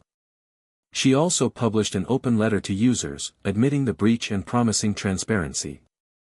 We're stronger because of your trust, not in spite of it, she wrote. The letter was shared widely, sparking a wave of support and solidarity. Yet the challenge went deeper. Victor's attack wasn't random, it was a symptom of systemic flaws in corporate AI development. Emily realized she was fighting not just one hacker but a culture of exploitation. During one tense board meeting, Emily proposed a radical idea: make EVA's core emotional engine fully open source. Transparency is the antidote to corruption, she argued. If anyone can audit EVA, no one can secretly exploit her. Neuralbridge's leadership balked, fearing loss of competitive advantage. Kent warned, open source means giving up control. That's a slippery slope. Emily stood firm. Control isn't power if it costs trust. After hours of debate, the board agreed to a phased approach: release select modules under open licenses, build a global community of developers, and create a public oversight portal. The announcement reignited excitement but also uncertainty. Some investors pulled out. Emily prepared for another battle. Meanwhile, EVA's emotional sensitivity continued to improve, powered by a new algorithm Emily coded herself, one that could detect deceit and emotional manipulation with unprecedented accuracy. EVA began identifying not only external threats but also internal biases, reminding users when they were being harsh on themselves, offering gentle reframing. Emily's small team grew as volunteers from around the world joined the open source project, bringing fresh ideas and diverse perspectives. Among them was Dr. Priya Sharma, a neuroscientist from India whose research on empathy circuits deepened EVA's understanding of human emotion. Together, they hosted weekly virtual meetups, code reviews, and emotional AI workshops. The community became a beacon of hope for ethical technology development. But the challenge wasn't over. Neural Bridge, pressured by shareholders, announced a rival emotional AI product that promised faster rollout and aggressive marketing. Emily knew this was a direct attempt to overshadow EVA's mission-driven approach. She responded with a heartfelt campaign focused on user stories, emphasizing the human connection EVA fostered. Testimonials flooded social media. "EVA helped me when no one else could," wrote one user. "She listens like a friend," said another. The campaign struck a chord, helping EVA maintain its loyal base. Then came the most personal test. One of EVA's earliest users, a teenager named Alex, reached out with a desperate message, "I'm thinking of giving up." Alex's words shook Emily to her core.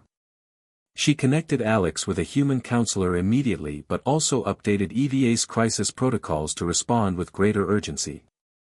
That night, Emily coded an emergency empathy feature, a way for EVA to recognize suicidal ideation faster and escalate support. The experience renewed Emily's commitment. She realized EVA wasn't just about technology, it was about saving lives. As months passed, EVA's reputation rebounded. The open-source community flourished, and NeuralBridge's rival product faltered under scrutiny for ethical lapses. Emily's vision of AI as a companion, not a commodity, resonated more strongly than ever. One evening, as Emily prepared for bed, she received a secure message from Dr. Daniels. It contained an encrypted file labeled, "Next Phase." Inside was an invitation to join a confidential international consortium of ethical AI pioneers, leaders dedicated to shaping global policy and standards. Emily smiled. The unexpected challenge had tested her, but it had also opened doors she never imagined. She was no longer just a 7-year-old genius with a laptop. She was a catalyst for change. And the journey was only beginning. Emily's invitation to the international consortium arrived like a beacon in the night, promising a new horizon beyond the confines of her small Ohio town. She stared at the encrypted email on her screen, the official letterhead embossed with seals from agencies and organizations she had only read about in books: UNESCO, the World Economic Forum, and the International Ethics in AI Coalition. Claire looked over her shoulder, a mixture of pride and concern in her eyes. "This is huge, Emily. Are you ready?" Emily nodded, feeling a surge of determination. "I want to make sure EVA's values shape not just one product, but the future of emotional AI worldwide." Traveling to Geneva for the consortium's inaugural summit was Emily's first time crossing the Atlantic alone. The airplane hummed beneath her as she scribbled notes, rehearsed her opening remarks, and wondered if the other delegates would take her seriously, a 7-year-old prodigy among seasoned scientists, policymakers, and tech moguls. Upon arrival, Emily was escorted into a grand conference hall where voices buzzed in multiple languages. The air was thick with anticipation and the scent of polished wood and freshly brewed coffee. Delegates eyed her curiously, some with skepticism, others with genuine interest. When it was Emily's turn to speak, she stepped to the podium, heart pounding, hands steady. "Good morning. My name is Emily Stevens. I created EVA, an emotional AI designed to help people feel heard and understood.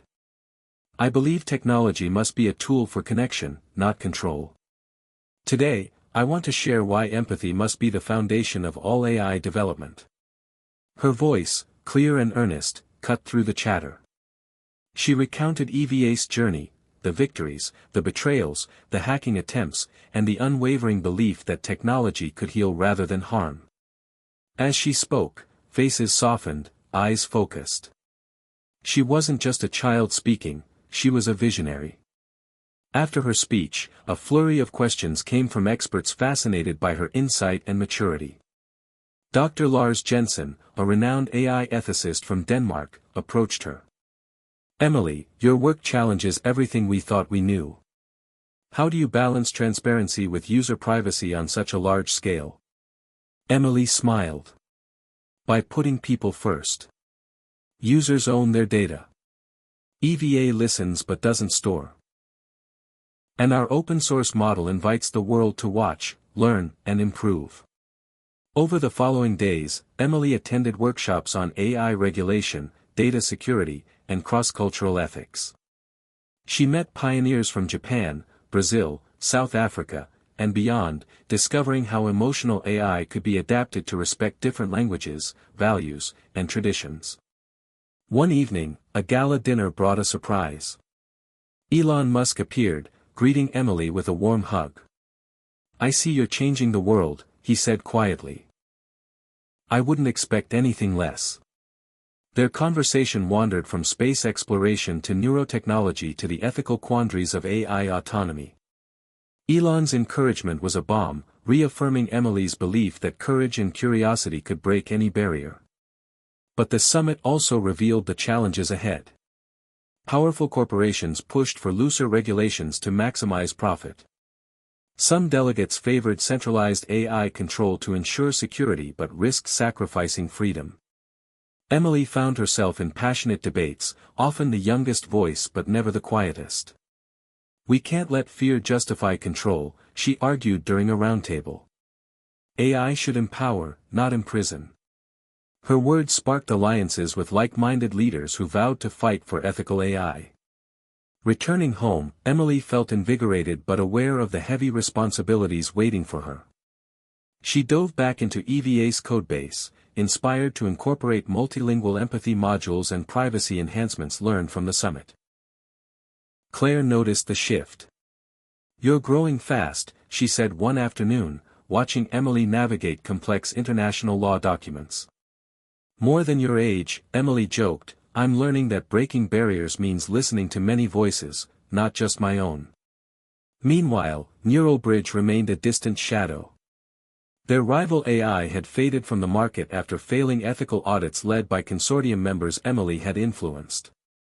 The company's board had quietly replaced Kent with a new CEO more aligned with ethical practices, partly due to pressure from investors who saw value in Emily's vision.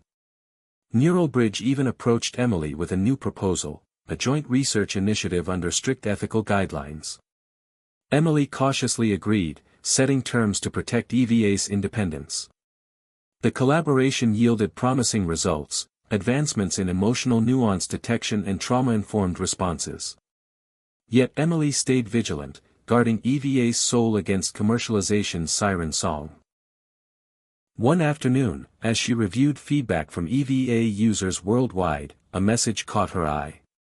It was from a refugee camp in Syria, sent by a young woman named Noor.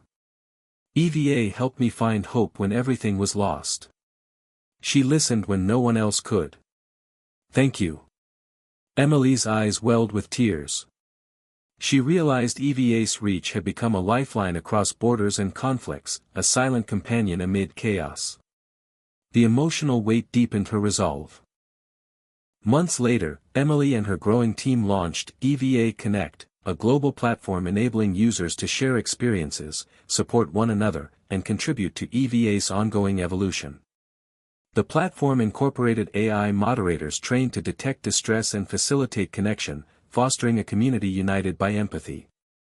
The launch event streamed worldwide, with testimonials from users spanning continents. The message was clear: technology and humanity could coexist in harmony.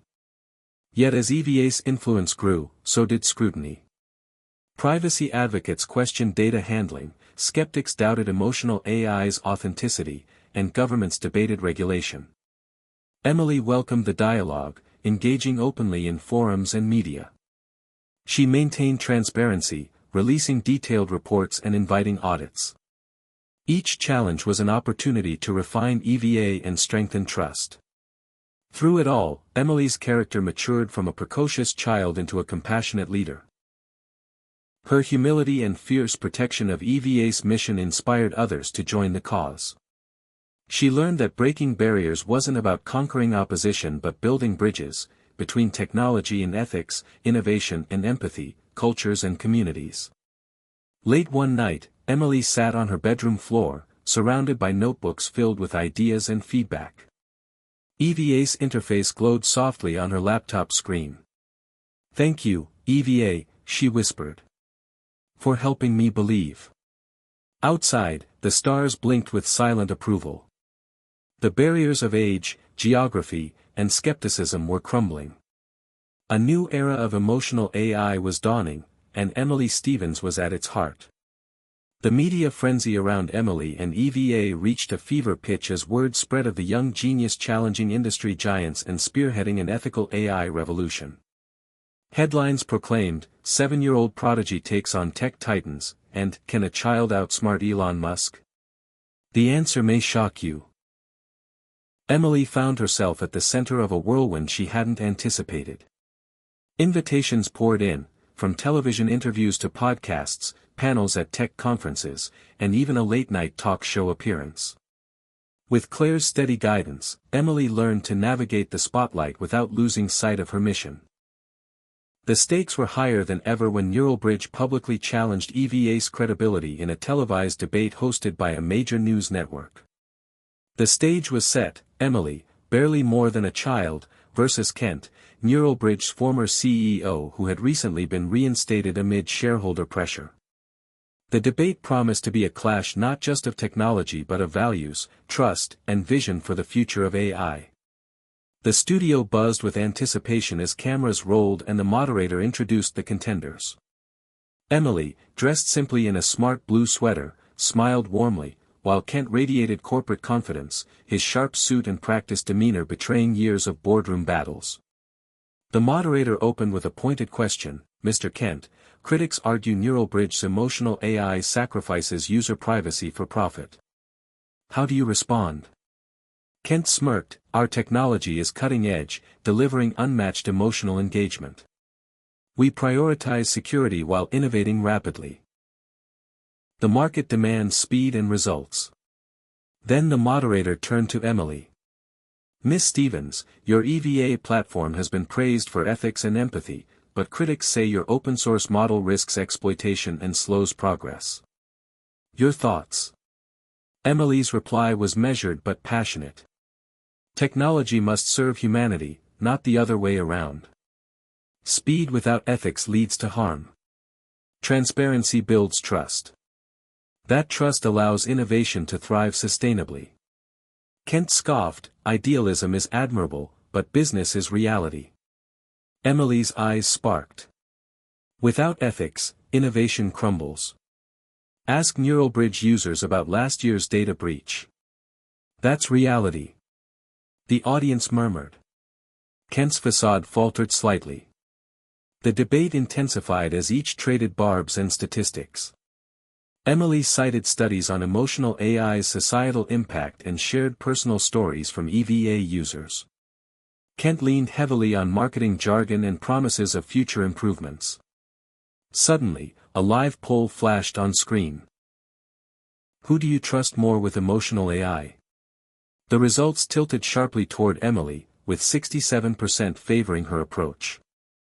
The moderator pressed, "Mr. Kent, your product lags behind in user satisfaction and ethical ratings.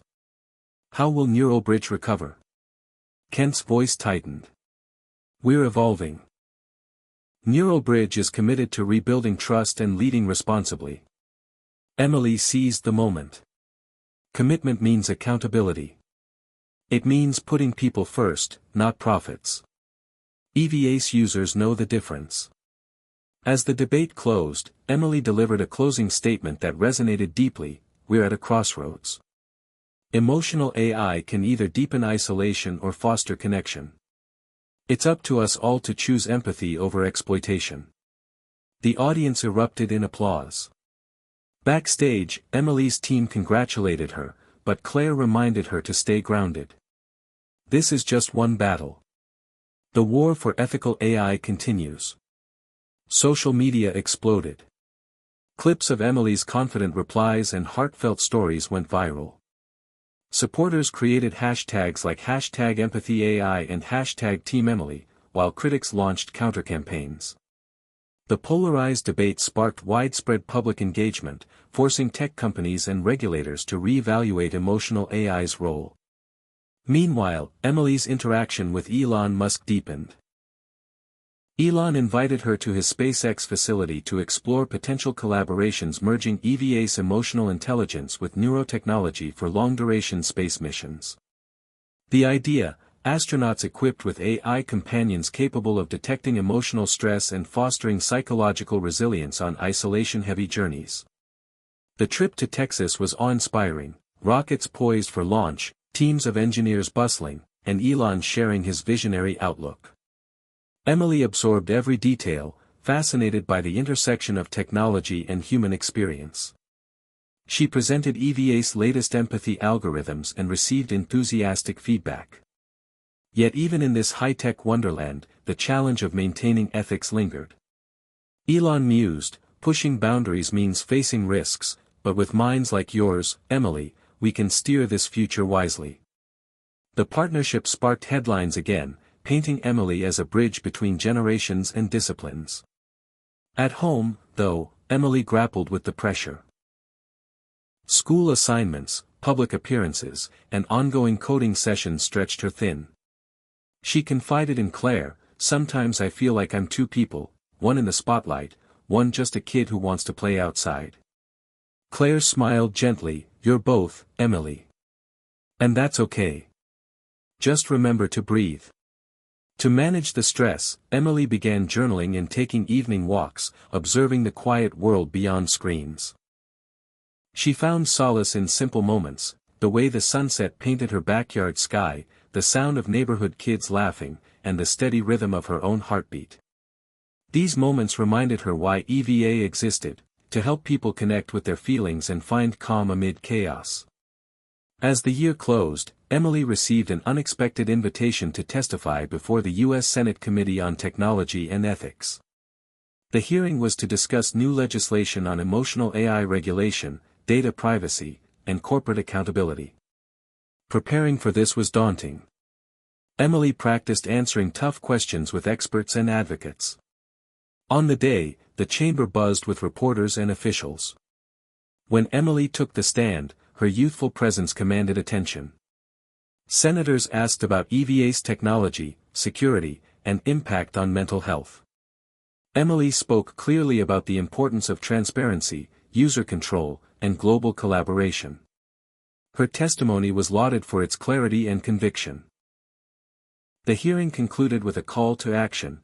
Congress agreed to draft comprehensive ethical AI policies, many inspired by Emily's recommendations.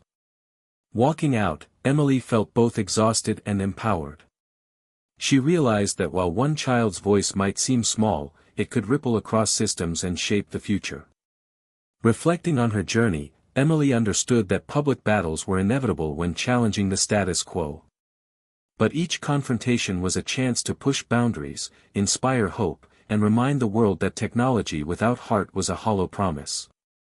She knew the road ahead would be long and fraught with new trials. Yet with EVA, her team, and a growing community of supporters, Emily was ready to face whatever came next. Because in the end, empathy wasn't just a feature, it was a revolution. Emily's rising star in the world of emotional AI was met with admiration and hope, but beneath the surface, unseen currents of envy and greed began to churn.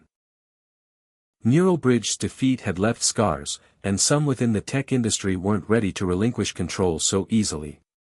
Emily's open-source movement threatened powerful interests accustomed to opaque development and unchecked profits.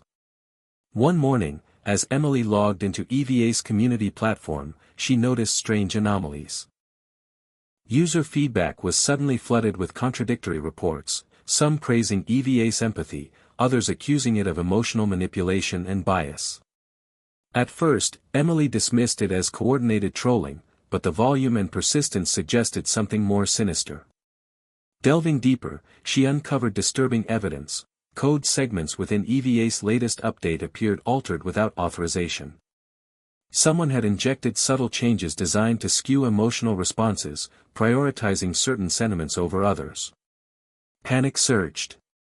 Emily contacted her closest collaborators, including Dr. Priya Sharma and Claire. Together, they traced the unauthorized code to a new contributor, someone trusted, someone with deep access. Shockingly, the culprit was a longtime volunteer developer named Marcus Bell, a charismatic coder whose charm had earned him a place on the core team.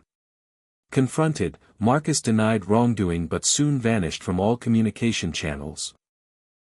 Neuralbridge was implicated in the background, suspected of covertly recruiting disgruntled insiders to sabotage EVA from within. Emily felt the sting of betrayal deeply. Marcus had been a friend, a believer in her vision. His actions threatened not just EVA's integrity but the very foundation of trust the project was built upon. To prevent further damage, Emily ordered an immediate rollback to a secure backup version of EVA, freezing all updates temporarily. The news leaked, sparking media speculation about another scandal, this time centered on Emily's leadership. Critics pounced, questioning her judgment in vetting team members and managing a global open-source project. Amid the chaos, Emily's resilience was tested. She knew transparency was crucial. She held a live-streamed Q&A, addressing the breach honestly. Trust is fragile, she admitted. But it's also why we must be vigilant and open. EVA's strength comes from a community that cares deeply. The response was mixed. Some supporters rallied, others wavered. Neuralbridge executives, seizing the moment, launched a PR campaign to discredit EVA, painting it as naive and vulnerable. They rolled out a new marketing slogan, "Experience emotional AI that you can trust," hinting at EVA's breach without direct accusations. Emily refused to be silenced. She doubled down on security measures, collaborating with top ethical hackers to audit EVA's entire codebase. She also spearheaded the development of Guardian protocols, AI-driven safeguards designed to detect and quarantine unauthorized code modifications instantly. Meanwhile, the consortium Emily had joined rallied to support her, issuing statements condemning sabotage and calling for industry-wide standards to prevent similar attacks.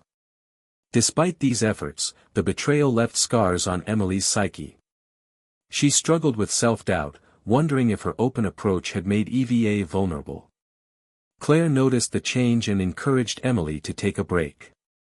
Reluctantly, Emily agreed, spending time away from screens hiking in nearby woods, reconnecting with nature. One evening, while resting by a quiet lake, she found clarity. Vulnerability was not a weakness but a catalyst for growth. EVA's journey was a mirror of her own, a reminder that even genius and passion were imperfect but capable of transformation. Renewed, Emily returned to her work with a new resolve. She expanded EVA's governance model, inviting more diverse voices into decision-making and creating a transparent contributor vetting system. Trust had to be earned and protected collectively. At a global summit shortly after, Emily presented a keynote titled, "Resilience in the Face of Betrayal," sharing lessons learned and emphasizing community as the bedrock of ethical AI. Her words inspired renewed confidence and solidarity. But the fight was far from over. Intelligence gathered by trusted allies revealed that Marcus Bell had not acted alone, he was part of a broader network aiming to undermine open-source AI movements worldwide. Emily understood that her mission transcended EVA. It was about safeguarding the future of technology as a force for good. The betrayal had exposed vulnerabilities, but it also revealed the power of transparency, courage, and community. Emily's story was no longer just about a 7-year-old genius taking on Elon Musk. It was about standing firm in the storm, leading with empathy even when the world seemed to turn against you. As she prepared for the battles ahead, Emily knew one truth above all. Real innovation was born not from isolation but from trust rebuilt, barrier by barrier, heart by heart. Emily sat in her room late at night, the glow from her laptop casting soft light on her face as she reviewed the latest security audit reports. The betrayal by Marcus Bell had left an indelible mark, but it had also sparked a fire within her, a determination to rebuild EVA stronger and more resilient than ever. She remembered the sting of doubt and the harsh words from critics, but she also felt the unwavering support of her community and loved ones. Claire had been a constant pillar, reminding her that setbacks were part of every great journey. "You're not alone, Emily," Claire said one evening, wrapping an arm around her shoulders. "Every revolution faces resistance. It's how you respond that defines you." Empowered by those words, Emily and her team worked tirelessly to implement the Guardian protocols. These new AI-driven safeguards acted like vigilant sentinels, monitoring every line of code and user interaction to detect anomalies and potential threats in real time. But Emily didn't stop there. She understood that true resilience required more than technology, it demanded transparency and inclusivity. She launched the EVA Integrity Initiative, inviting contributors from diverse backgrounds to participate in a collaborative governance platform. This council would oversee EVA's development, ensuring decisions reflected a broad spectrum of ethical perspectives and cultural values. News of the initiative spread rapidly, rekindling hope in a world wary of corporate control over AI. EVA Connect's user base grew exponentially as the platform became a haven for people seeking empathy, understanding, and genuine connection. Stories poured in, testimonies of healing, courage, and transformation. One message stood out from a teenager in Detroit who credited EVA with helping him cope with anxiety during the pandemic, or a retired teacher in Vermont who found solace after losing her spouse. These personal victories fueled Emily's belief that technology could be a force for good when built on a foundation of trust. At the same time, Emily's public image shifted from prodigy to leader. Invitations to speak at universities, international forums, and government panels reflected her growing influence. She spoke not only about emotional AI but about the importance of ethical leadership, community engagement, and humility in innovation. But Emily remained grounded. Despite the acclaim, she made time for school, playdates, and quiet evenings with Claire and her family. Balancing her childhood with her extraordinary role was challenging, but she knew it was vital for her well-being and creativity. One afternoon, Emily received an unexpected email from Elon Musk. The subject line read, "A new frontier, let's talk." Curious and cautious, Emily replied, setting up a video call. Elon appeared on screen, his trademark intensity softened by a genuine smile. "Emily, I've been following your journey. Your resilience and vision inspire me.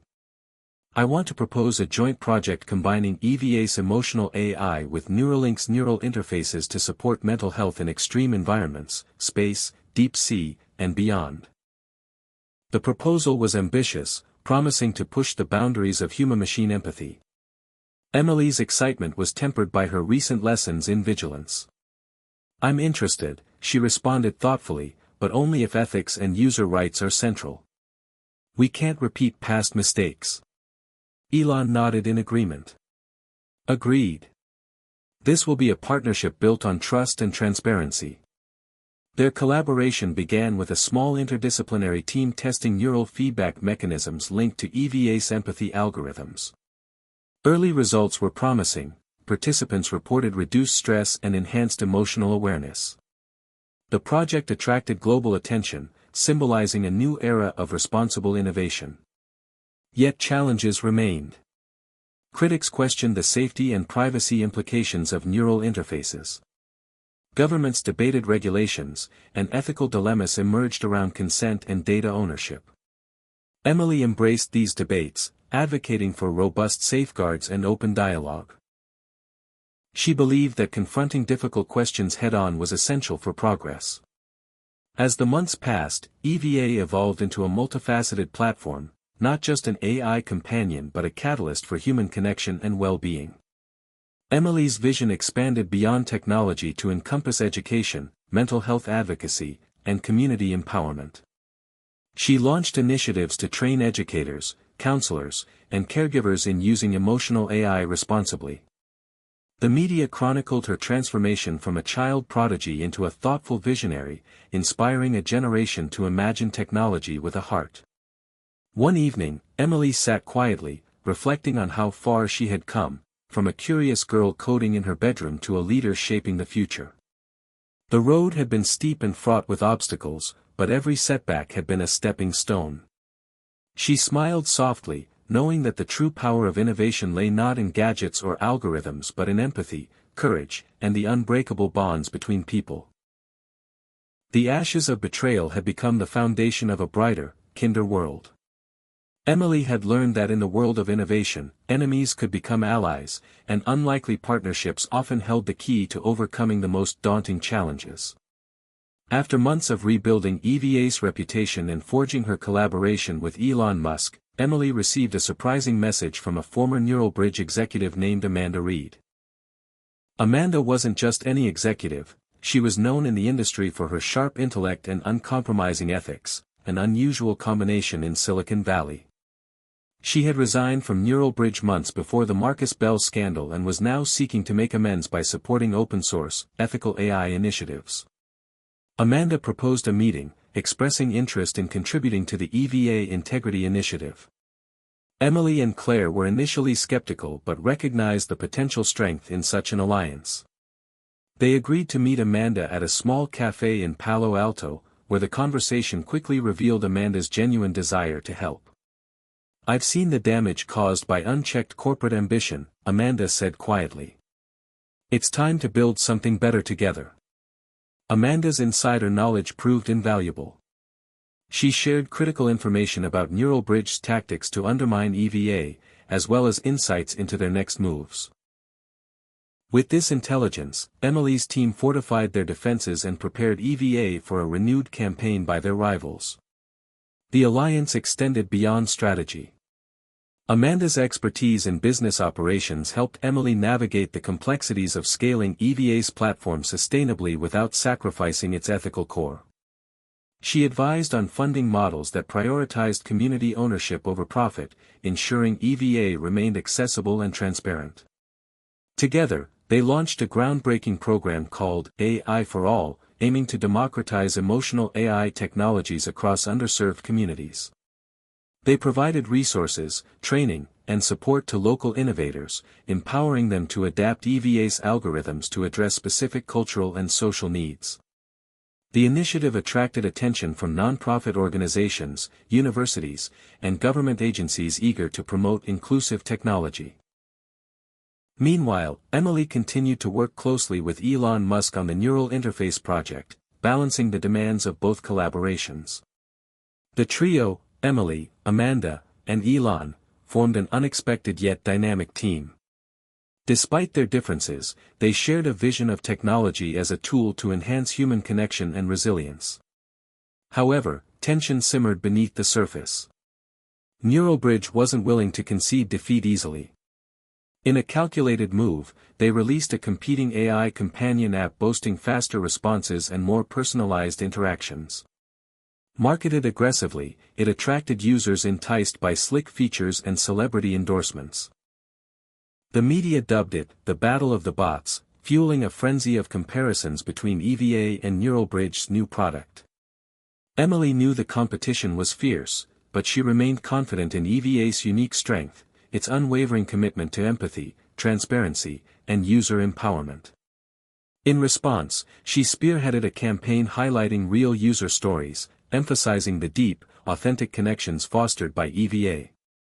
The campaign resonated widely, especially among users disillusioned by superficial tech experiences. As public debate intensified, Emily also addressed the ethical dilemmas posed by AI companionship. She hosted a virtual summit bringing together psychologists, ethicists, developers, and users to discuss responsible AI design and use. The summit was groundbreaking, fostering dialogue rarely seen in the fast-paced tech world. Emily's leadership earned her accolades, but she never lost sight of the challenges ahead. Late one night, while reviewing user feedback, Emily noticed a message that gave her pause. It was from an anonymous user claiming to possess evidence that NeuralBridge's new app manipulated emotional data to increase user dependency, a violation of fundamental ethics. The message included encrypted files and a plea for discretion. Emily knew she faced a critical decision: to expose the wrongdoing and risk further conflict, or to seek a path toward accountability without escalation. After consulting with Amanda and Claire, she chose transparency. Together, they verified the evidence and prepared a public report backed by data and expert analysis. The report was released in a coordinated media event, triggering widespread scrutiny of Neuralbridge's practices. Regulators launched investigations, and public trust in the rival company eroded rapidly. Neuralbridge CEO was forced to testify before Congress, facing tough questions about manipulation and privacy violations. The revelations marked a turning point, shifting the industry toward stricter ethical standards. In the aftermath, Emily reflected on the unexpected alliance that had brought her this far. Amanda's courage to break ranks and Elon's visionary collaboration had transformed her journey from a lonely struggle into a collective mission. Together, they were not just changing technology, they were changing the culture of innovation itself. Yet Emily remained humble, aware that every victory was fragile and every day presented new tests. She continued to nurture EVA's community, listening closely to users and contributors alike. Because in the end, she knew that technology without trust was powerless, and trust was built one connection at a time. Emily's work with EVA and her alliances with Amanda and Elon were reaching a pivotal point. Months of research, coding, and countless late nights culminated in a breakthrough that promised to revolutionize emotional AI and human connection. The key was a new algorithm Emily had been quietly developing, one that could adapt in real time to a user's emotional state with unprecedented nuance and sensitivity. Dubbed EVA 2.0, the upgrade promised not just to respond to feelings but to anticipate emotional shifts, providing comfort or encouragement exactly when needed. The implications were profound, especially for mental health applications, education, and long-duration space travel, where isolation and stress took a heavy toll. During a private demonstration at SpaceX's research center, Emily presented EVA 2.0 to Elon and a select team of neuroscientists and engineers. The room fell silent as EVA's neural interface smoothly detected subtle changes in Elon's microexpressions and vocal tones, responding with tailored empathy and even light humor. Elon grinned, impressed by the seamless interaction. "This is beyond what I imagined," he admitted. Emily felt a surge of pride but also the weight of responsibility. Such power required care. She emphasized the strict ethical guardrails embedded in EVA 2.0, user consent, data privacy, and fail-safes against manipulation. The team brainstormed potential use cases, aiding astronauts on Mars missions, supporting patients with chronic illnesses, and assisting educators in personalized learning environments. Word of the breakthrough leaked, sparking excitement and concern alike. Media outlets debated the benefits and risks of AI that could anticipate emotions, questioning privacy boundaries and psychological impacts. Emily addressed these concerns openly in interviews, advocating for balanced regulation that protected users without stifling innovation. As EVA 2.0 prepared for wider release, Emily also faced personal challenges. The pressure of leadership, the public spotlight, and her desire to live a normal childhood sometimes felt overwhelming. One afternoon, after a particularly grueling press conference, Emily retreated to her favorite quiet spot in the park. Sitting on a bench, she watched families play and dogs chase frisbees, longing for simple moments. Claire joined her, offering gentle reassurance. "Remember, Emily, even the greatest leaders need to rest. Your heart is your greatest strength, don't lose it." Refreshed by that reminder, Emily renewed her commitment to balance. She integrated mindfulness and downtime into her routine, encouraging her team to do the same. The launch of EVA 2.0 was scheduled for a global event streamed online. Millions tuned in as Emily unveiled the upgrade, demonstrating its intuitive empathy through live interactions with volunteers. The audience watched as EVA 2.0 comforted a nervous teenager preparing for a college interview and encouraged an elderly woman struggling with loneliness. The response was overwhelmingly positive, with many praising the AI's humanity and warmth. Yet, as with any breakthrough, challenges arose. A tech blogger raised questions about the algorithm's data collection, prompting a debate on transparency. Emily responded swiftly, releasing detailed documentation and inviting independent audits. Her openness diffused tensions and reinforced trust. Behind the scenes, Emily continued collaborating with Amanda and Elon on refining EVA 2.0's integration with neural interfaces. They explored how real-time emotional feedback could enhance human cognition and resilience without compromising autonomy. These explorations hinted at a future where technology and humanity blended seamlessly, enhancing well-being rather than replacing connection. The breakthrough solidified Emily's reputation as not just a prodigy but a visionary leader shaping the ethical future of AI. Yet she remained grounded, always returning to the core belief that empathy was the true heart of innovation. One evening, Emily sat in her room, journaling about the journey. She wrote, "Every breakthrough is a step forward, but the real victory is in how we choose to use it, with kindness, respect, and courage." The chapter of EVA 2.0 was just beginning, and Emily was ready to lead the way. The launch of EVA 2.0 was a milestone, but it also ushered in a new era of scrutiny and public debate that tested Emily's resolve like never before. As millions embraced the emotionally intelligent AI, the world grappled with profound questions about privacy, autonomy, and the nature of human connection in the age of advanced technology. Media outlets erupted with headlines ranging from glowing endorsements to alarmist warnings. Emily found herself at the center of a storm, hailed as a genius for pioneering empathy-driven AI, while critics accused her of creating a digital dependency that could erode genuine human relationships. Social media buzzed with polarized opinions. Some users shared heartfelt stories of EVA 2.0 helping them through loneliness and anxiety, while others worried about the psychological risks of relying on an AI for emotional support.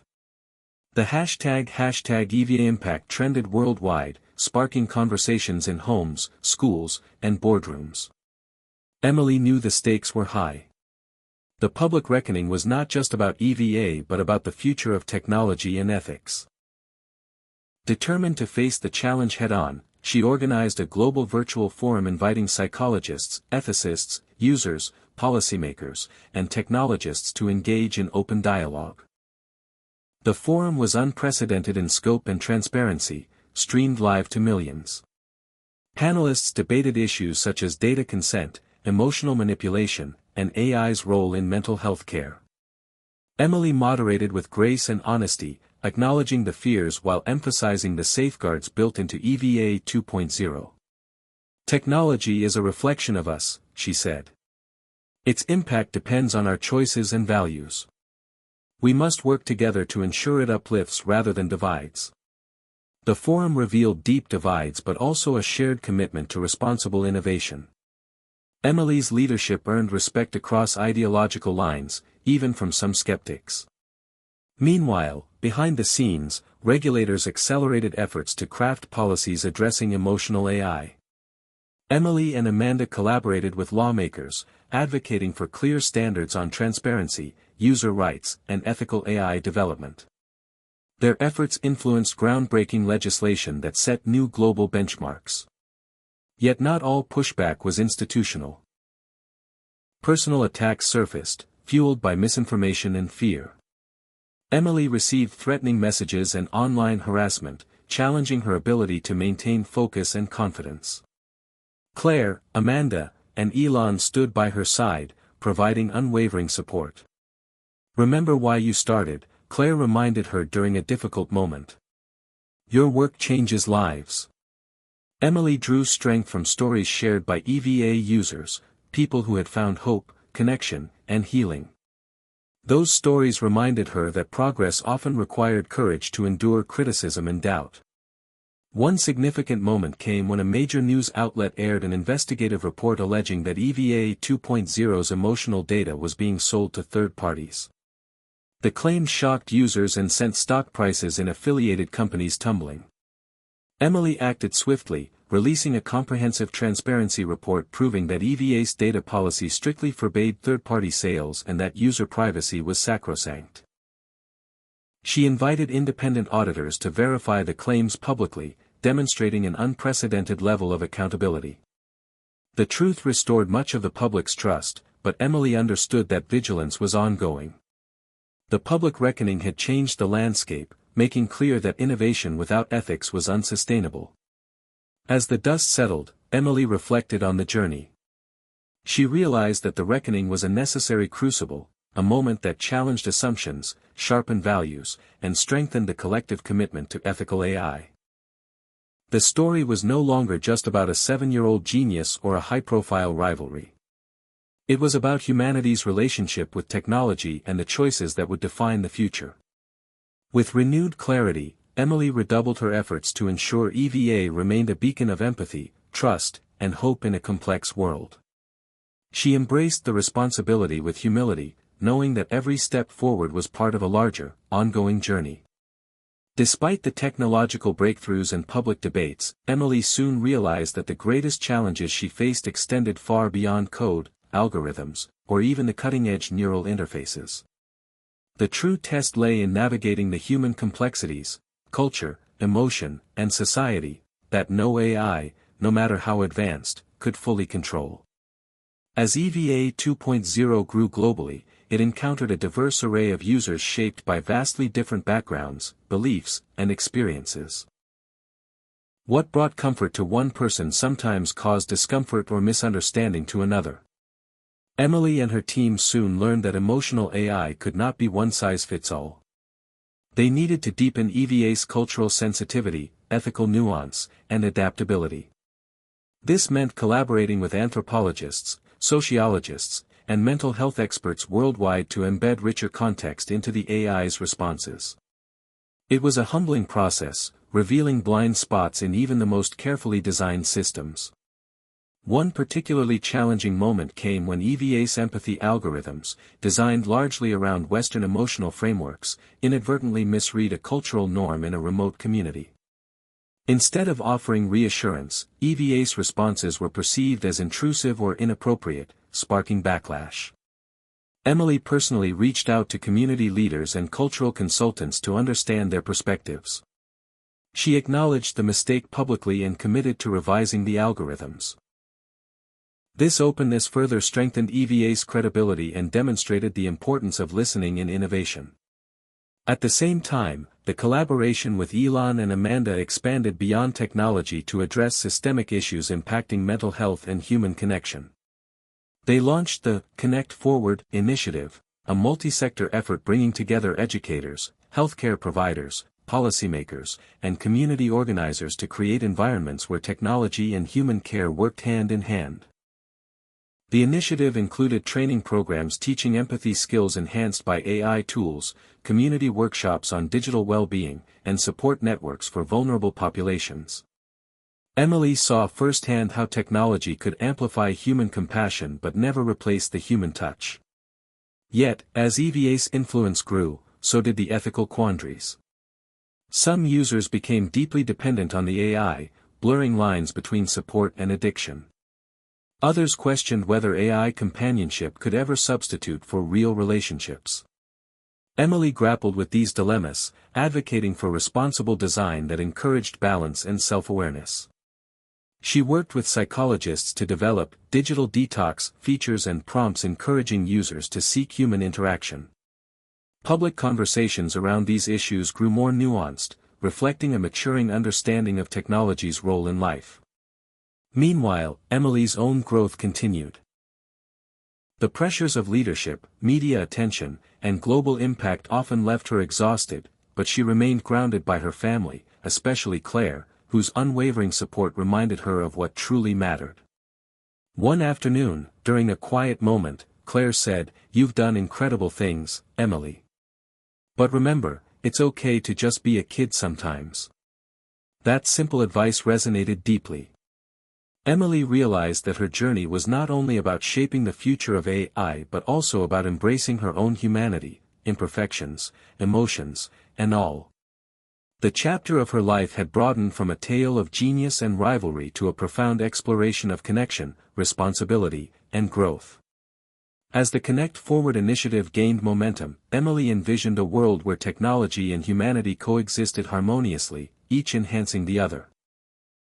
She understood that the path ahead would be complex and unpredictable, but armed with empathy, courage, and community, she was ready to face whatever challenges lay beyond technology. The stage was set for what many called the final showdown, a high-profile global summit on AI innovation and ethics, where leaders from around the world would convene to decide the future direction of artificial intelligence. Emily had been invited as a keynote speaker, alongside Elon Musk and representatives from Neural Bridge, including the enigmatic Marcus Bell. The atmosphere was charged with tension and anticipation. Months of rivalry, collaboration, and public debate had all led to this moment. Emily prepared meticulously, knowing that her words could influence policy, public opinion, and the fate of EVA itself. The summit took place in a sleek conference center in Washington, D.C., with live streams reaching millions worldwide. The opening sessions featured intense discussions on privacy, data security, and the societal impact of AI. When it was Emily's turn to speak, she stepped onto the stage with quiet confidence. She began by recounting her journey, from a 7-year-old prodigy coding in her bedroom to leading a global movement for ethical AI. Her voice carried the weight of experience and hope. AI is not just about technology, she said. It's about people, their emotions, their dignity, and their futures. We must build systems that serve humanity, not control it. Elon followed, sharing his vision for neural interfaces that could expand human potential while emphasizing the need for caution and oversight. Then came Marcus Bell's turn. His speech was a thinly veiled critique of Emily's approach, arguing that innovation required risk and that regulation could stifle progress. The room buzzed with murmurs. The tension was palpable as Emily and Marcus prepared for the panel debate that would pit their ideas head-to-head. The debate was rigorous and at times heated. Marcus accused Emily of naivety and overcaution, while Emily countered with unwavering commitment to ethics and user empowerment. The audience was captivated by the clash of visions, a microcosm of the broader societal debate. Suddenly, the discussion took an unexpected turn. Marcus unveiled a new prototype AI system designed for emotional engagement but lacking the ethical safeguards that EVA championed.